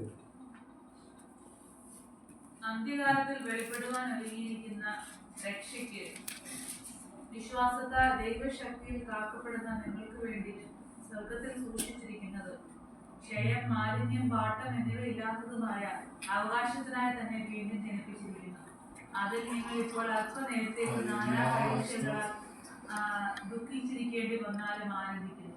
അഴിഞ്ഞു പോകുന്നതും തീയിൽ ശോധന കഴിക്കുന്നതുമായ പൊന്നിനേക്കാൾ നിങ്ങൾ വിശ്വാസത്തിന്റെ പരിശോധന വിധേയതയുടെ എന്ന് യേശുക്രിസ്തുവിന്റെ പ്രത്യക്ഷതയിൽ പുകഴ്ചയ്ക്കും തേജസ്സിനും മാനസനമായി കാണുവാൻ അങ്ങനെ ഇടവരും. അവിടെ പറഞ്ഞ അന്ത്യകാലത്തിൽ വെളിപ്പെടുവാൻ ഒരുങ്ങിയിരിക്കുന്ന രക്ഷയ്ക്ക് വിശ്വാസത്താൽ ദൈവശക്തിയിൽ കാക്കപ്പെടുന്ന നിങ്ങൾക്ക് വേണ്ടി. അപ്പൊ എന്ത് ചെയ്യാം, അവിടെ നമ്മളെ എങ്ങനെയാ നമ്മൾ കാത്തുകൊണ്ടിരിക്കുന്നത്? ഒന്ന്, എന്ത് ചെയ്യുക, രക്ഷയ്ക്കായിട്ട് എന്ത് ചെയ്യുക, വിശ്വാസത്താൽ. 2, ദൈവശക്തിയാൽ നമ്മളെ കാത്തുകൊണ്ടിരിക്കുന്നത്. ഒന്ന്, നമുക്ക് ഉറപ്പ് വിശ്വാസം ഉണ്ടാണ്, ക്രിസ്തുവില്ല ഞാൻ നിൽക്കുന്നത്, കർത്താവിനെ സഹായിക്കുന്നു, ദൈവം എന്നെ ബലപ്പെടുത്തുന്ന ഒരു വിശ്വാസത്തോടെ, ആ വിശ്വാസത്താലും ആ ദൈവിക ശക്തിയാൽ. നമ്മുടെ ശക്തി കൊണ്ട് നിൽക്കുവാൻ കഴിയത്തില്ല, നമ്മുടെ ബലം കൊണ്ട് നിൽക്കുവാൻ കഴിയത്തില്ല. ആരുടെ ബലം കൊണ്ട് നിൽക്കുവാൻ കഴിയത്തുള്ളൂ? കർത്താവിന്റെ ബലത്താണ്, ദൈവത്തിന്റെ ശക്തിയാൽ നമുക്ക് നിൽക്കുവാൻ കഴിയും. നമ്മുടെ വിശ്വാസം കൊണ്ട് നിൽക്കുവാൻ കഴിയത്തില്ല. ആ വിവരത്തുള്ള ദൈവിക ശക്തി, ആ വിശ്വാസം, അടിയുറച്ച വിശ്വാസം ഏതിലായിരിക്കണം? അപ്പം നമ്മുടെ സമ്പത്തിലോ, നമ്മുടെ ആരോഗ്യത്തിലോ, നമ്മുടെ കഴിവിലോ, നമ്മുടെ ബലത്തിലോ ഒന്നുമല്ല. ആരുടെ വിശ്വാസം ഉണ്ടാകണം? ക്രിസ്തുവിന് വിശ്വാസമാണ്. ആ വിശ്വാസത്തിൽ ഉറപ്പോടെ നിൽക്കുവാൻ കഴിയണം. അവിടെ ദൈവശക്തിയിൽ ആര് കാക്കുവാനായോ? കർത്താവ് കാക്കുവാനായിട്ട്. അപ്പൊ ദൈവത്തിന്റെ പരിശുദ്ധാത്മ നമ്മളെ കാക്കുവാനായിരുന്നു. അത് പറഞ്ഞിരിക്കുന്നത് അവ കാക്കപ്പെടുന്നത് നിങ്ങൾക്ക് വേണ്ടി സ്വർഗത്തിൽ സൂക്ഷിച്ചിരിക്കുന്നത്. അവിടെ സൂക്ഷിച്ചിരിക്കുന്നു, ഭൂമിയിലല്ല സൂക്ഷിച്ചിരിക്കുന്നത്. നമുക്ക് വേണ്ടി ഒരുക്കിയിരിക്കുന്നത് ഭൂമിയിലല്ല ഒരുക്കിയിരിക്കുന്നത്, നമുക്ക് വേണ്ടി കാത്തു വെച്ചിരിക്കുന്നത്. അപ്പൊ ഈ ഭൂമിയിലുള്ള ഒരുക്കി വെച്ചിരിക്കുന്നത് സ്വർഗത്തിൽ സൂക്ഷിച്ചിരിക്കുന്നത്. അപ്പൊ ക്ഷയം, മാലിന്യം, വാട്ടം എന്നിവയില്ലാത്തതുമായ അവകാശത്തിനായി വീണ്ടും ജനിപ്പിച്ചിരിക്കുന്നു. എന്തെങ്കിലും കോട്ടമോ വാട്ടമോ എന്തെങ്കിലും കുറവുള്ളതുമായ ഒരു അവകാശത്തിന് വേണ്ടി അല്ല കർത്താവ് നമ്മളെ സൂക്ഷിച്ചു വെച്ചിരിക്കുന്നത്. അവിടെ പറഞ്ഞ ക്ഷയം, മാലിന്യം, വാട്ടം എന്നിവ ഇല്ലാത്തതുമായ അവകാശത്തിനായി വീണ്ടും ജനിപ്പിച്ചിരിക്കുന്നു. നമ്മൾ എന്തിനു വേണ്ടി ജനിപ്പിച്ചിരിക്കുന്നത്? വീണ്ടും ജനിപ്പിച്ചിരിക്കുന്ന ഒരു ക്രിസ്തുവിനായ ഒരു പുതിയ സൃഷ്ടിയായി വീണ്ടും ജന്മം പ്രാപിച്ച് അവർ കർത്താവിന് വേണ്ടി വരവിന് വേണ്ടി നിൽക്കുമ്പോൾ, ഒരു പുതിയ സൃഷ്ടിയായി നിൽക്കുമ്പോൾ എന്ത് തരുവാൻ വേണ്ടി നമ്മൾ നിർത്തിയിരിക്കുന്നത്? വാട്ടവും മാലിന്യവും ക്ഷയവും ഒന്നുമില്ലാത്ത ഒരു നിത്യ അവകാശത്തിന് വേണ്ടിയാണ് നമ്മൾ നിർത്തിയിരിക്കുന്നത്. കാരണം ഏറ്റവും മേത്തരമായത് തരുവാൻ വേണ്ടി, ഏറ്റവും നമ്മൾ ജയിക്കുന്നവൻ ഞാൻ ജീവകരീടം നൽകുന്നതാണ്. ജയിക്കുന്നവൻ ഞാൻ എന്ത് ചെയ്യുക? സിംഹാസനത്തിൽ ദൈവം എന്നോടുകൂടി ഇരുത്തുന്ന കർത്താവ് പറഞ്ഞിരിക്കുന്നത്. അപ്പൊ അങ്ങനെ അത്രയധികം തമ്പുരാൻ നൽകാൻ വേണ്ടിയാണ് നമ്മൾ നിർത്തിയിരിക്കുന്നത്. ഈ ലോകം തരുന്നത് പോലെ എന്ത് ചെയ്യുക? അവൻ കുറവുള്ളതും അവൻ ഇരിക്കട്ടെ എന്ന് പറഞ്ഞ് ഏറ്റവും വേണ്ടാത്തതുമായിട്ട് ഒന്നുമല്ല നമുക്ക് എന്ത് ചെയ്യുക കർത്താവ് മാറ്റിവെച്ചിരിക്കുന്നത്. ഏറ്റവും മേത്തരമായി, ഏറ്റവും നല്ലതായിട്ട്, വാട്ടവും മാലിന്യവും കോട്ടവും ഒന്നുമില്ലാത്ത അത് വിശുദ്ധമായിട്ടുള്ളത്, ദൈവത്തിന് വിശുദ്ധമായിട്ടുള്ളത് അവൻ നമുക്ക് വേണ്ടി അവകാശത്തിനായി ഇല്ലാത്തതുമായ അവകാശത്തിനായി വീണ്ടും നമ്മൾ ഏൽപ്പിച്ചിരിക്കുക. അവര് സന്തോഷം നമുക്കുണ്ടാകണം. കർത്താവ് എനിക്ക് വേണ്ടി ഒരുക്കിയിരിക്കുന്നത് കാണുവാൻ നിൽക്കണം. ദൈവം ഒരു കൃപ നടക്കണം. ദൈവം അതിന് ദർശിക്കുവാൻ നിൽക്കണം. ആത്മീയ കണ്ണുകൾ നമ്മളെ തുറന്നു തരുവാനാണ് അവിടെ. അതുകൊണ്ട് അടുത്ത വാക്യങ്ങൾ പറഞ്ഞ അത് നിങ്ങൾ ഇപ്പോൾ അതിൽ നിങ്ങളിപ്പോൾ അല്പനേരത്തേക്ക് നാനാ പരീക്ഷകൾ ദുഃഖിച്ചിരിക്കേണ്ടി വന്നാലും ആനന്ദിക്കുന്നു. അപ്പൊ നാനാ പരീക്ഷകൾ ദൈവത്തെ കാത്തിരിക്കുന്നവർക്ക് വേണ്ടി, ദൈവത്തിന്റെ സന്നിധി നിൽക്കുന്ന തന്റെ ഭക്തന്മാരുടെ ജീവിതത്തിൽ പലരും പഠിപ്പിക്കുന്നത് പോലെ ഒരുവൻ ക്രിസ്തുവിലായിരുന്ന കുഴപ്പമില്ല, ഇനി അവൻ്റെ ജീവിതത്തിൽ ദുഃഖമില്ല, ഭാരമില്ല, അവന് എപ്പോഴും സമ്പത്ത് മാത്രമേ ഉള്ളൂ, അവൻ്റെ ജീവിതത്തിൽ ഇനി ഒരു കഷ്ടമില്ല, കഷ്ടം തീർന്നു പോയി, ഇനി അവന് കഷ്ടം വരുന്നുണ്ടെങ്കിൽ ഇനി എന്ത് ചെയ്യുക, അവരുടെ ജീവിതത്തിൽ വലിയ അകൃത്യമൊക്കെ ചെയ്തുകൊണ്ട് അവർ കഷ്ടം വരുന്നത്. ഇവിടെ വചനം പറയുന്നു, അല്പകാലത്തേക്കുള്ള നാനാ പരീക്ഷകളിലൂടെ കടന്നു പോകുമ്പോഴും ദുഃഖിച്ചിരിക്കുമ്പോൾ നമ്മുടെ ജീവിതത്തിൽ പരീക്ഷകൾ കടന്നു വരുമ്പോൾ ദുഃഖം ഉണ്ടാകും, ഭാരമുണ്ട്. അവിടെയും ഇന്ത്യ കർത്താവിലേക്ക് ആനന്ദിക്കുവാൻ ദൈവക്കഥ നൽകുവാതെ. എന്തുകൊണ്ടാണ്? എനിക്ക് വേണ്ടി ദൈവം ഒരുക്കി വെച്ചിരിക്കുന്ന ക്ഷയവും മാലിന്യവും വാട്ടവും അവകാശത്തിന് വേണ്ടി ദൈവം എനിക്ക് വേണ്ടി ഇരിക്കുമ്പോൾ കർത്താവ് ഈ ലോകത്തിൽ അല്പമായ കഷ്ടങ്ങളും പരീക്ഷകളും പ്രയാസങ്ങളും ഒക്കെ കടന്നു വന്നാലും കർത്താവ് എനിക്കൊരു പ്രത്യാശയുണ്ട്, ആ നാഥൻ വരവിൽ ഞാൻ എടുക്കപ്പെടുവാൻ കഴിയും, എന്നെ നിലപ്പെടുത്തും. കർത്താവ് അതുകൊണ്ട് തന്നെ നമ്മൾ പറഞ്ഞിരിക്കുന്നത് ആനന്ദിക്കുന്നു എന്ന് പറയുവാനാണ്. അടിഞ്ഞു പോകുന്നതും തീയിൽ ശോധന കഴിക്കുന്നതുമായ പൊന്നിനേക്കാൾ നിങ്ങളുടെ വിശ്വാസത്തിന്റെ പരിശോധന വിലയേറിയെന്ന് യേശു ക്രിസ്തുവിന്റെ പ്രത്യക്ഷതയിൽ പുകഴ്ചയ്ക്കും തേജസ്സിനും മാനത്തിനുമായി കാണാൻ ഇടവരും. ഇത് എപ്പോഴാണ് തിരിച്ചറിയുവാൻ കഴിയുന്നത്? നമ്മുടെ വിശ്വാസത്തിന്റെ പരിശോധന എപ്പോൾ തിരിച്ചറിയുവാൻ കഴിയും? ഇവിടെ പറഞ്ഞിരിക്കുന്നത് അടിഞ്ഞു പോകുന്നതും തീയിൽ ശോധന കഴിക്കുന്നതുമായ പൊന്നിനേക്കാൾ. ഈ പൊന്ന് ഒരുപാട് മാലിന്യങ്ങൾ ഉള്ള ഒരു വസ്തുവാണ്. അതിനെ വേർതിരിക്കണമെങ്കിൽ ഒരുപാട് പ്രോസസ്സിങ്ങിലൂടെ കയറ്റിവിട്ടിരിക്കുക. ശുദ്ധമായ ഒരു സ്വർണം, ഗോൾഡ് നമുക്ക് വേർതിരിച്ചെടുക്കുവാൻ, പ്യൂരിഫൈഡ് ആയിട്ടുള്ള സ്വർണം നമുക്ക് ചെയ്തെടുക്കാൻ കഴിയുള്ളൂ. അപ്പോൾ ഒരുപാട് തീയുടെ അനുഭവത്തിലൂടെ കടന്നു പോയെങ്കിൽ മാത്രമേ ശുദ്ധീകരണത്തിലൂടെ അവർ പുറത്തു വരുവാൻ കഴിയും. അതിനേക്കാൾ തീയിൽ ശോധന കഴിക്കുന്നതുമായ പൊന്നിനേക്കാൾ നിങ്ങളുടെ വിശ്വാസത്തിന്റെ പരിശോധന വിലയേറിയതെന്ന് നമുക്ക് പരിശോധന കടന്നു വരുമ്പോൾ, നമ്മുടെ വിശ്വാസത്തെ ചോദ്യം ചെയ്യുന്നതായ സിറ്റുവേഷനിൽ കടന്നു വരുവാനിടയാകുമ്പോൾ, വിശ്വാസത്തിൻ്റെതായ പരിശോധന നമ്മുടെ ജീവിതത്തിലേക്ക് കടന്നു വരുവാനിടയാകുമ്പോൾ നമ്മൾ ഭാരപ്പെടേണ്ട ആവശ്യമുണ്ടോ? വേദനപ്പെടേണ്ട ആവശ്യമുണ്ടോ? ഇല്ല. കാരണം ഇതെല്ലാം തികഞ്ഞവരായിട്ട്, ഇതെല്ലാം പരിശോധനകളുടെ നടുവിലൂടെ വിശ്വാസത്തിന്റെ പരിശോധന ജീവിതത്തിലേക്ക് കടന്നു വരുവാനിടയാകുമ്പോൾ അതിനൊക്കെ ജയിക്കുവാനൊക്കെ ഒരു കൃപ അവൻ നൽകുവാൻ നമുക്ക് കഴിയുന്ന ലോകത്തെ ജയിച്ച ഒരു കർത്താവ് നമ്മോട് കൂടെ നിന്ന് തുടർന്ന് നമുക്ക് ജയം നമ്മളെ നൽകുവാൻ വേദന, ആ പരിശോധന നടുവിൽ, ആ വേദനകൾ നടുവിൽ, ആ ദുഃഖിച്ചിരിക്കുന്ന അനുഭവത്തിന്റെ നടുവിൽ, ആ ഭാരപ്പെടുന്ന വിഷയങ്ങളുടെ നടുവിൽ ഒക്കെ കർത്താവ് നമ്മോട് ആശ്വാസമായിട്ട് നമ്മളെ നൽകുവാൻ ദൈവത്തിന്റെ കൃപ നമ്മളോട് കൂടെ ഉണ്ടാകും. ഇതോടെ പറയുന്നത് നിങ്ങൾ ഒന്നിനെക്കുറിച്ച് വിചാരപ്പെടുക, സകല ദൈവത്തിന്റെ സതിലേക്ക് ഏൽപ്പിച്ചു. എന്നാൽ സകല ബുദ്ധിയെ കവിയുന്ന ആ ദൈവിക സമാധാനം നിങ്ങൾ നിറയ്ക്കുന്നതാണ്. അപ്പൊ ആരെയാ സമാധാനത്താൽ നിറയ്ക്കുക? അവിടെ ഒരു പക്ഷേ വിഷയങ്ങൾക്ക് പരിഹാരമായി തിരുത്തലായിരിക്കും, ചിലപ്പോൾ ചില വിഷയങ്ങൾക്ക് പരിഹാരമായി തീരും. പക്ഷേ എന്നാൽ കർത്താവ് ദൈവത്തിന്റെ സമാധാനത്താൽ നമ്മളെ നിറയ്ക്കുവാനായിട്ട്, കർത്താവിന്റെ സമാധാനത്തിലൂടെ അത് നടത്തുവാനായിട്ട്. ഈ ലോകത്തിലേക്ക് ആശ്രയം വെച്ചാൽ നമുക്ക് ദൈവ സമാധാനം ലഭിക്കത്തില്ല. ഈ ലോകത്തിൽ എന്തെല്ലാം നേടിയെന്ന് പറഞ്ഞാൽ സമാധാനം ലഭിക്കുവാൻ കഴിയത്തില്ല. എന്നാൽ കർത്താവിലേക്ക് ഏൽപ്പിച്ചു കൊടുത്താൽ ആ ദൈവിക സമാധാനത്തിലേക്ക് നമ്മളെ നടത്തുവാൻ കഴിയത്തില്ല. അങ്ങനെ അവ ക്രിസ്തുവിന്റെ പ്രത്യക്ഷതയിൽ പുകഴ്ചയ്ക്കും. അപ്പൊ നമ്മൾ ഈ ശോധനയിലൂടെ കടന്നു പോകുമ്പോൾ വീഴാതെ നിന്നാൽ, നമ്മൾ ഈ പരിശോധനയിലൂടെ കടന്നു പോകുമ്പോൾ അപ്പൊ വീണു പോകാതെ നിന്നാൽ എന്ത് ചെയ്യുവാൻ കഴിയും? ആ കർത്താവിന്റെ വരവെങ്കിൽ അവിടെ പ്രത്യക്ഷതയിൽ വിലയേറിയത് എന്ന് യേശു ക്രിസ്തുവിന്റെ വിശ്വാസത്തിന്റെ പരിശോധന വിലയേറിയെന്ന് യേശു ക്രിസ്തുവിന്റെ പ്രത്യക്ഷത്തിൽ പുകഴ്ചയ്ക്കും തേജസ്സിനും മാനത്തിനുമായി കാണുവാൻ അങ്ങനെ ഇടവരുവാൻ. ഇതെല്ലാം മാനമായി തുടങ്ങി തേജസ്സിനായി പ്രത്യാശയ്ക്ക് കാരണമായി എല്ലാം നമ്മുടെ ഗുണത്തിനായി തീരണമെങ്കിൽ എന്ത് ചെയ്യണം? ഈ പരിശോധന നിലവിൽ കർത്താവിനോടുകൂടെ നിൽക്കുവാൻ വേണം. കർത്താവിനെ തള്ളിപ്പറയുന്ന അനുഭവമല്ല, പ്രതികൂലമായി നിൽക്കുമ്പോൾ കർത്താവ് വേണ്ട എന്ന് പറഞ്ഞ് മാറി പോകുന്ന അനുഭവമല്ല. ദൈവത്തോട് ചേർന്ന് കർത്താവ് എനിക്ക് തുണയായി നിന്ന് എന്നെ സഹായിക്കും. കർത്താവ് ഇപ്പോൾ അല്പ പരീക്ഷകളിലൂടെ ഞാൻ കടന്നു പോയാലും ശരി, ഞാൻ ദുഃഖിക്കുന്ന അനുഭവത്തിലൂടെ കടന്നു പോയാലും ശരി, ഇതിനപ്പുറത്തേക്ക് ഒരു മാറ്റമുണ്ട്, ഇതിനപ്പുറത്തേക്ക് ഒരു ചേഞ്ചസ് ഉണ്ട്, ഇതിനപ്പുറത്തേക്ക് ഓവർകം ചെയ്യുവാൻ കൃപ നൽകും. എല്ലാ ട്രബിളിനെയും എല്ലാ പ്രോബ്ലംസിനെയും ഓവർകം ചെയ്യുവാൻ ആര് കൃപ നൽകും? ദൈവം ജീസസ് നമ്മുടെ കൃപ നൽകുവാൻ, ദൈവം നമ്മളെ സഹായിക്കുവാൻ ദൈവത്തിന്.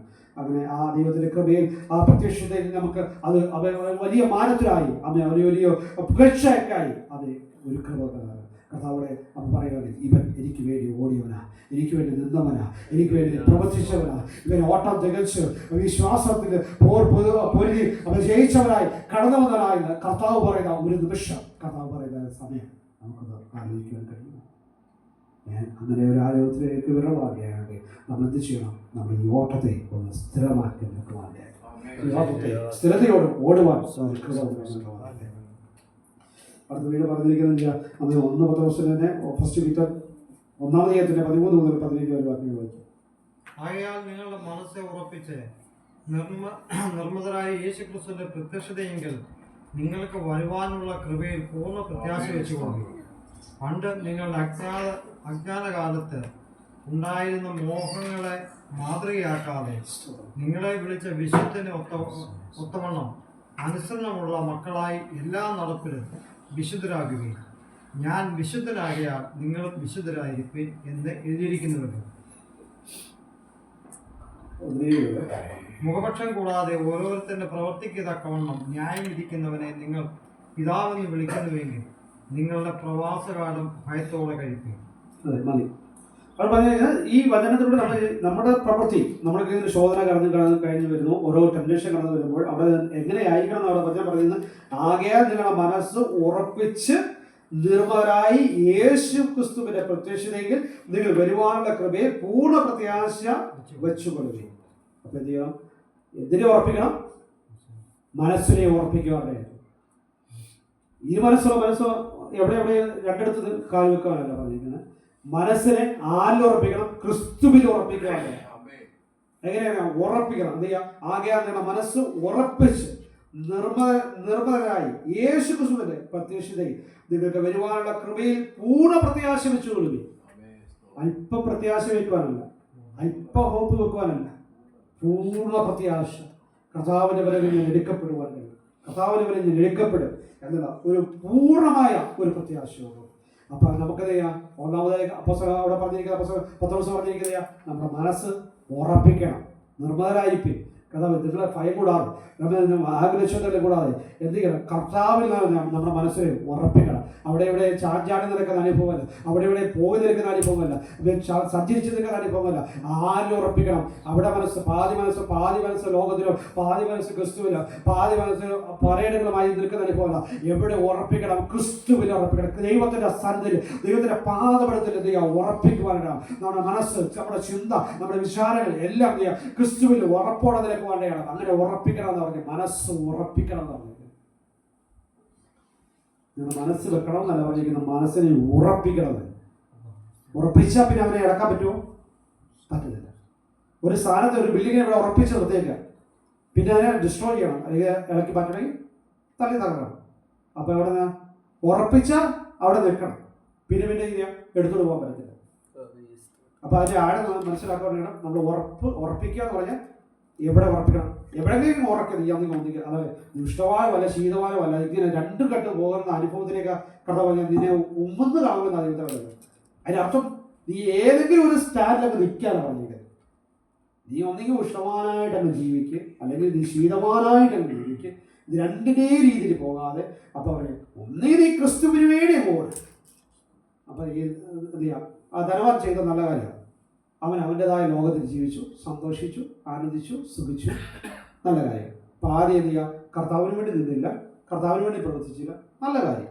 അവൻ ലോകത്തിൽ അനുഭവിക്കുന്ന എല്ലാ സുഖങ്ങളും അനുഭവിച്ചു, യാതൊരു സ്ഥലത്തും സന്തോഷം. നമ്മളാണെങ്കിലോ പാതി എന്ത് ചെയ്യുക? കർത്താവിന് വേണ്ടി ജീവിക്കും. അത് ചെയ്യരുത്, ഇത് ചെയ്യരുത്, അത് കാണരുത്, അത് പ്രവർത്തിക്കരുത്, അത് ചിന്തിക്കരുത്, അങ്ങോട്ട് പോകരുത്, ഇങ്ങോട്ട് പോകരുത്, പല റിസ്ട്രിക്ഷൻ ഉണ്ട്, പല കാര്യമുണ്ട്. പാതി മനസ്സോടെ അതെ. ലോകത്തിലാണോ? ലോകത്തിലല്ല. ക്രിസ്തുവിലാണോ? ക്രിസ്തുവിലാണ്. രണ്ടിൻ്റെ ഇടയിലാണ്. കുറച്ച് ദിവസങ്ങൾ കർത്താവിന് വേണ്ടിയുണ്ട്, കുറച്ച് ദിവസം ദൈവത്തിന് വേണ്ടിയുണ്ട്. ഇതിൽ രണ്ടിൻ്റെ ഇടയിലൂടെ യാത്ര ചെയ്യാം. എവിടെയെങ്കിലും എന്തൊരു സന്തോഷം കണ്ടെത്താൻ പറ്റുമോ? ഒരു സന്തോഷം. ഒന്നുകിൽ നീ കർത്താവിന് വേണ്ടി ഒന്ന് സന്തോഷിക്കുക, അല്ലെങ്കിൽ ഇത് ലോകത്തിന് വേണ്ടി ഒന്ന് സന്തോഷിക്കുക. ഇതാ കർത്താവിന്റെ വചനം വളരെ വ്യക്തമായിട്ട് പറഞ്ഞിരിക്കുന്നത്. ശീതവാനോ ഉഷ്ണമാനോ ആയിരുന്നില്ല, ശീതോഷ്ണമായത് നിന്റെ വായിൽ നിന്ന് കുഞ്ഞുങ്ങളായ. അപ്പൊ ഇത് ഒരിക്കലും കർത്താവിനോട് ദൈവത്തോട് കൂടെ നടക്കാൻ കഴിയുമോ? കർത്താവിന് വേണ്ടി നിൽക്കുന്നത് പൂർണ്ണമായിട്ട് ദൈവത്തിന് വേണ്ടി കൊടുക്കും. നിന്റെ മനസ്സൊക്കെ ഉറപ്പിക്കും, ചാഞ്ചാടി നിൽക്കാതെ. അവിടെ ഇവിടെ പാതി അവിടെ കൊടുത്ത് പാതി ഇവിടെ നിന്ന്. എന്നോട് ഉൾപ്പെടെയാണ് പറയുന്നത്, എന്നോട് ഉൾപ്പെടെ. ഞാൻ ഈ പ്രസംഗിക്കാൻ ഞാൻ ഒഴിവുള്ള മനുഷ്യനൊന്നുമല്ല. എന്നോട് ഉൾപ്പെടെ കർത്താവിന്റെ സന്നിധിയിൽ ദൈവത്തിന്റെ പാദത്തിലേക്ക് നയിച്ചു. കർത്താവ് ദിവസം കർത്താവ് അങ്ങനെ വചനം കേട്ടു, മനസ്സ് ഉറപ്പിക്കണമെന്ന് കേട്ടു. ദൈവമേ ഉറപ്പിക്കുവാനൊരു കൃപ തരണം കർത്താവേ. അതേ ദൈവം എന്നെ ഉറപ്പിക്കണമേ, അങ്ങനെ വചനത്താൽ എന്നെ ഉറപ്പിക്കണം. ആ മനസ്സ് ക്രിസ്തുവിൽ ഉറപ്പിക്കണമേ. ക്രിസ്തുവാകുന്ന പാറയിൽ കർത്താവെ ഉറപ്പിക്കണം.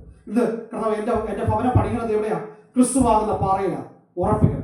അടിസ്ഥാനം ഇട്ടിട്ട് അച്ഛൻ നമ്മളൊരു വീട് പണിയുമ്പോൾ അടിസ്ഥാനം ഒരു കല്ലിട്ടിട്ട് നാളത്തിന് മാറ്റുക എന്ന് പറഞ്ഞു എടുത്തോണ്ട് പോവുമോ? പറ്റുമോ? ഒരു കല്ല് കുഴപ്പമില്ല. ഇന്ന് ഒരു 2 ദിവസം അവിടെ കിടക്കട്ടെ, 4ാമത്തെ ദിവസം ആ കല്ലെടുത്ത് അപ്പുറത്ത് കൊണ്ടിട്ടിട്ട് ഞാൻ അവിടെ പണിയാന്ന് പറയാൻ പറ്റുമോ? ഇല്ല, പറ്റത്തില്ല. ഒരു കല്ലിട്ടെങ്കിൽ അതിൻ്റെ മണ്ണിൽ അടുത്ത കല്ലെടുത്ത് വെച്ചെങ്കിൽ മാത്രമേ ആ പണി പൂർത്തീകരിച്ചു. ഇത് ഞാൻ ഇവിടെ ഒരു കല്ല്, ക്രിസ്തുവിൽ ഒരു കല്ലിട്ടു, 2 ദിവസം കഴിഞ്ഞ് എനിക്ക് അപ്പുറത്തോട്ട് പോകണമെന്ന് പറഞ്ഞ് ഈ കല്ലും എടുത്ത് നേരെ അപ്പുറത്തോട്ട് പോയി, അവിടെ ഇട്ടു. 2ാമത്തെ ദിവസം അടുത്ത വീണ്ടും ക്രിസ്തുവിലേക്ക് വന്ന് ഈ പല്ലിനെ എടുത്തിട്ട് ഇവിടെ കൊണ്ടിട്ടു, ഞാൻ പണിയാൻ വേണ്ടി കൊണ്ടുവന്നിട്ടു. 2ാമത്തെ ദിവസം വീണ്ടും എനിക്ക് മനസ്സ് ചേഞ്ച് ചെയ്തു. ഇതിനെ മേളിൽ ഒരു കല്ലെടുത്ത് വെക്കണേ, ഇതിനെ ആദ്യം ഉറപ്പിക്കട്ടെ. ഉറപ്പിച്ചാലല്ലേ അടുത്ത പണി നടക്കത്തുള്ളൂ. ഇതുകൊണ്ടല്ലേ ആത്മീയ മഠത്തിൽ അടുത്ത സ്റ്റേജിലേക്ക് പോകാൻ കഴിയാത്തത്. ക്രിസ്തുവിൽ ഇന്നും ശിശുക്കളായിട്ട് പാല് കുടിക്കുന്ന അനുഭവത്തിലേക്ക് അതിന്റെ കാരണം എന്താ? ഒരു കല്ല് പോലും വെക്കുവാൻ കഴിയുന്നില്ല, ഒരു കല്ല് പോലും ഉറപ്പോടെ നിർത്തുന്നില്ല. ക്രിസ്തുവിൽ നിർത്തുന്നത് ഇന്നും 2 വള്ളത്തിൽ കാല് വെക്കുന്നതിനില്ല. പാതി ദിവസങ്ങൾ കർത്താവിന്റെ സന്നിധി, പാതി ദിവസങ്ങൾ ദൈവ ലോകത്തിൽ നിൽക്കുക.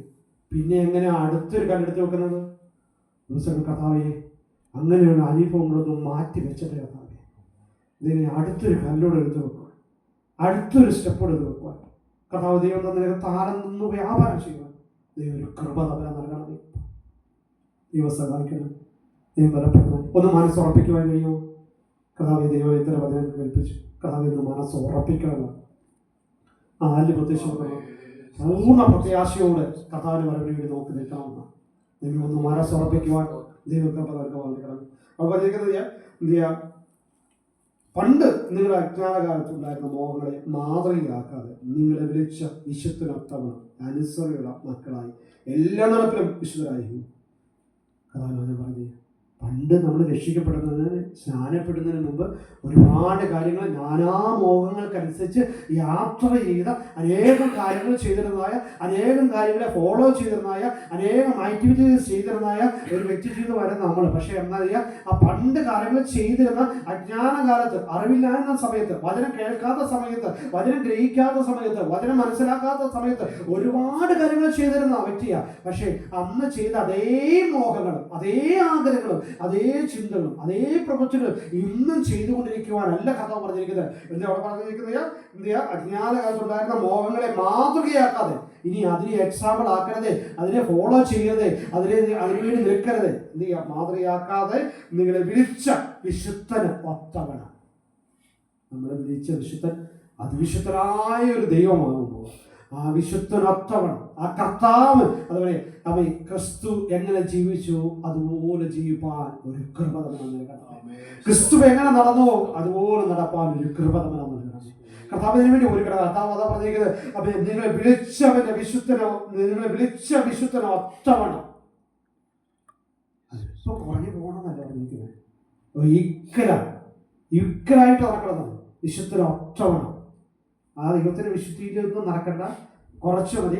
100% വിശുദ്ധിയിലൊന്നും നീ നടക്കണ്ട, ഒരു 50 വിശുദ്ധി മതി. ഹോളി അത്ര മതി. അതാ നീ ഒത്തവണ്ണം, അതിനകത്ത് ഈക്വലായിട്ട്, തുല്യമായിട്ട്, അത്രയധികം വിശുദ്ധിയോടെ എന്ത് ചെയ്യുക? ആ ഒത്തവണ്ണം അനുസരണയുള്ളവരായി എന്ത് ചെയ്യുക? അനുസരണപ്പെട്ടവരായിട്ടുള്ളവര, അനുസരണയുള്ളവരായി എല്ലാ നടപ്പിലും വിശുദ്ധരായി. ഓക്കെ, എല്ലാ നടപ്പിലും ചെയ്യാൻ നമ്മൾ വിശുദ്ധരായിരിക്കണം. കുറച്ച് കാര്യങ്ങളിൽ വിശുദ്ധി, കുറച്ച് കാര്യങ്ങളിൽ അശുദ്ധി, അങ്ങനെയാണെന്ന് ആക്കാൻ പറയുന്നത് അല്ല. എല്ലാ നടപ്പിലും വിശുദ്ധരായിരിപ്പി എന്ന് ദൈവത്തിനോട് പറഞ്ഞു. ഞാൻ വിശുദ്ധനാകിയാൽ നിങ്ങളും വിശുദ്ധരായിരിപ്പി എന്ന് എഴുതിയിരിക്കുന്നത്. അടുത്ത വാക്യം പറഞ്ഞിരിക്കുന്നു, മുഖവശം കൂടാതെ ഓരോരുത്തരുടെ പ്രവർത്തിക്ക് തക്കണം. ന്യായം വിധിക്കുന്നതിനെ നിങ്ങൾ പിതാവ് എന്ന് വിളിക്കുന്നുവെങ്കിൽ നിങ്ങളുടെ പ്രവാസകാലം ഭയത്തോടെ. അപ്പം മുഖവശം കൂടാതെ എന്ത് ചെയ്യാം? മുഖവശം കൂടാതെ ഓരോരുത്തരുടെ പ്രവർത്തിക്ക് തക്കണം ന്യായം വിധിക്കുന്നതിനെ നിങ്ങൾ പിതാവ് എന്ന് വിളിക്കുന്നുവെങ്കിൽ. അപ്പൊ ജീന ചെയ്ത പ്രവൃത്തിക്ക് തുല്യമായിട്ടാണോ എനിക്ക് ന്യായം വിധിക്കുന്നത്? അല്ല. ഞാൻ ചെയ്ത പ്രവൃത്തിക്ക് തുല്യമായി, അല്ല എൻ്റെ തലമുറ ചെയ്തതിൻ്റെ പ്രവൃത്തിക്ക് തുല്യമായിട്ടാണോ എന്നെ ന്യായം വിധിക്കുന്നത്? അല്ല. ബിജുബദർ ചെയ്ത പ്രവൃത്തിക്ക് തുല്യമായിട്ടാണോ എന്നെ ന്യായം വിധിക്കുന്നത്? അല്ല. ഞാൻ ചെയ്ത പ്രവൃത്തിക്ക് തുല്യമായിട്ട് മുഖവശം കൂടാതെ അവിടെ ഒരു പാശാലിരിക്കും. നമ്മളെല്ലാം എന്ത് ചെയ്യാം? എന്തെങ്കിലും വിധിക്കുവാണെങ്കിൽ നമ്മളെന്തെങ്കിലും ഫേവർ ചെയ്യാൻ ഓരോരുത്തരുടെയും മുഖവശം നോക്കി, ഓരോരുത്തരുടെയും ഫേവർ നോക്കിയിട്ടാണ് നമ്മൾ ഓരോ കാര്യങ്ങളും ചെയ്തു കൊടുക്കുന്നത്, അല്ലേ? അല്ലാതെ എല്ലാവരും ഒരുപോലെ കാണുന്നവരാണ് നമ്മൾ ഒരിക്കലല്ല. എല്ലാവരും ഒരേപോലെ, ചെറിയ വലിയ എല്ലാവരും ഒരുപോലെയാണ് നമ്മൾ കാണുന്നത്, അല്ല. സമൂഹത്തിൽ എല്ലാവരും ഒരേപോലെയാണ് കാണുന്നത്, എല്ലാവരും ഒരുപോലെയാണ് ചെയ്യുന്നത്, അല്ല. ഒത്തിരി വ്യത്യാസമുണ്ട്, ഒത്തിരി വ്യത്യാസം നമ്മുടെ ബിഹേവിയറിൽ, നമ്മുടെ പ്രവൃത്തിയിൽ, നമുക്ക് ഹെൽപ്പ് ചെയ്യുന്നതിന്, നമ്മൾ സഹായിക്കുന്നതിന് ഒക്കെ ഒത്തിരി വ്യത്യാസമുണ്ട്. എല്ലാവരും ഒരുപോലെ ക്രിസ്തു കണ്ടതുപോലെയാണ് നമ്മൾ കാണുന്നത്, അല്ല. ഒരുപാട് വ്യത്യാസമുണ്ട്. പക്ഷേ കർത്താവ് പറയുക, മുഖവിഷം അവിടെ ഇല്ല. വെളുത്തവനാണോ കറുത്തവനാണോ അങ്ങനെ ചെയ്തവനാണോ, അല്ലെ നീ ഉന്നത കൊലയാളിയിൽ ജനിച്ചവനാണോ, നീ രാജഭവനത്തിൽ ജനിച്ചവനാണോ, കുടിലിൽ ജനിച്ചവനാണോ, ഒന്നും അവിടെ മുഖവിഷമൊന്നുമില്ല. ഒറ്റ കാര്യമുണ്ട്, ചെയ്ത പ്രവൃത്തിക്ക് തക്കതായ പ്രതിഫലം തരുന്ന ഒരു കർത്താവിന്റെ സന്നിധിയിൽ നിനക്ക് ഉണ്ടായിരുന്നു. അങ്ങനെയാണെങ്കിൽ നിങ്ങൾ എന്ത് ചെയ്യണമെന്ന് പറഞ്ഞാൽ നിങ്ങളുടെ പ്രവാസകാലം എന്ത് ചെയ്യണം? ഭയത്തോടെ കഴിപ്പിരുന്ന് പറഞ്ഞു.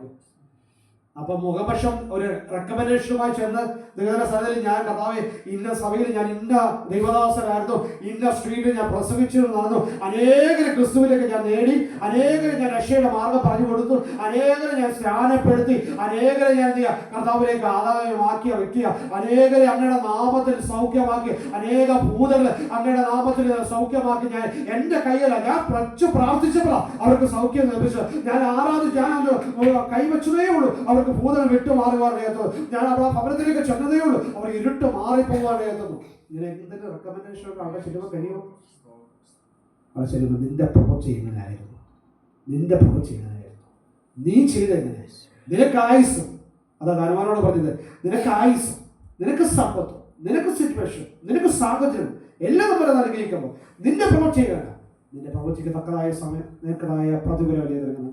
അതുകൊണ്ടല്ലേ ലാസർ മരിച്ചിട്ട് അബ്രഹാമിന്റെ വെളിയിലേക്ക് പോയത്? അതുകൊണ്ടല്ലേ ധനവാൻ മരിച്ചിട്ട് യാതനാസ്ഥലത്തിലേക്ക് പോയത്?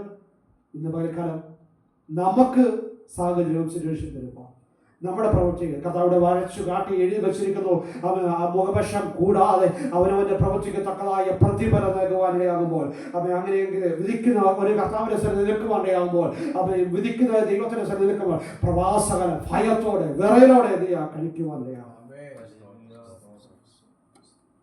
അപ്പൊ നമ്മളെന്ത് ചെയ്യുക? ഈ പ്രവാസകാലം വളരെ സിമ്പിളായിട്ട് എനിക്ക് ഇഷ്ടമനുസരിച്ച് നടക്കാൻ കഴിയുമോ? എനിക്ക് ഇഷ്ടമനുസരിച്ച് യാത്ര ചെയ്യാൻ പറ്റുമോ? എനിക്ക് ഇഷ്ടമനുസരിച്ച് എന്തെങ്കിലും ഞാൻ പോട്ടെ, എന്തെങ്കിലും യാത്ര ചെയ്യട്ടെ, ഒരു കുഴപ്പമില്ല. അപ്പൊ എനിക്ക് അജ്ഞാനകാലത്തുണ്ടായിരുന്ന മോഹനനുസരിച്ച് എൻജോയ് ചെയ്ത് ഞാൻ ജീവിക്കാൻ കഴിയുമോ? ലോകത്തിൻ്റെതായ എല്ലാ മോഹങ്ങൾക്കനുസരിച്ച് എനിക്ക് ജീവിക്കാൻ കഴിയുമോ? പറ്റത്തില്ല. ജീവിച്ചാൽ എവിടേക്ക് പോകും? വിധിക്കുന്നവൻ വരുവാനിടയാകുമ്പോൾ, അവൻ ആ കർത്താവ് മുഖപക്ഷം കൂടാതെ വിധിക്കുവാൻ കഴിയുവാനിടയാകുമ്പോൾ, നമ്മുടെ പ്രവൃത്തികളെ അവിടെ കാണിക്കുവാനിടയാകുമ്പോൾ, നമ്മുടെ പ്രവൃത്തികൾ അതിരട്ടത്വം ചെയ്ത് എല്ലാം വെളിച്ചത്ത് വരുമെന്ന് ദൈവത്തിന് വചനം പറയുമ്പോൾ, മറഞ്ഞിരിക്കുന്നതിനെല്ലാം പുറത്തു കൊണ്ടിരുന്ന ഒരു ദിവസം വരുവാനിടയാകുമ്പോൾ, എവിടെയെല്ലാം ആരെയും കാണാതെ, ആരെല്ലാം മനസ്സിലാക്കാതെ, ആരെല്ലാം എത്ര ഹൈഡ് ചെയ്ത് വെച്ചതായ പ്രവൃത്തികളായിരുന്നാലും ശരി, ഹൈഡ് ചെയ്തതായ ആക്ടിവിറ്റീസുകളായിരുന്നാലും ശരി, അതെല്ലാം പുറത്തു കൊണ്ടിരുന്നതായ ഒരു സമയം.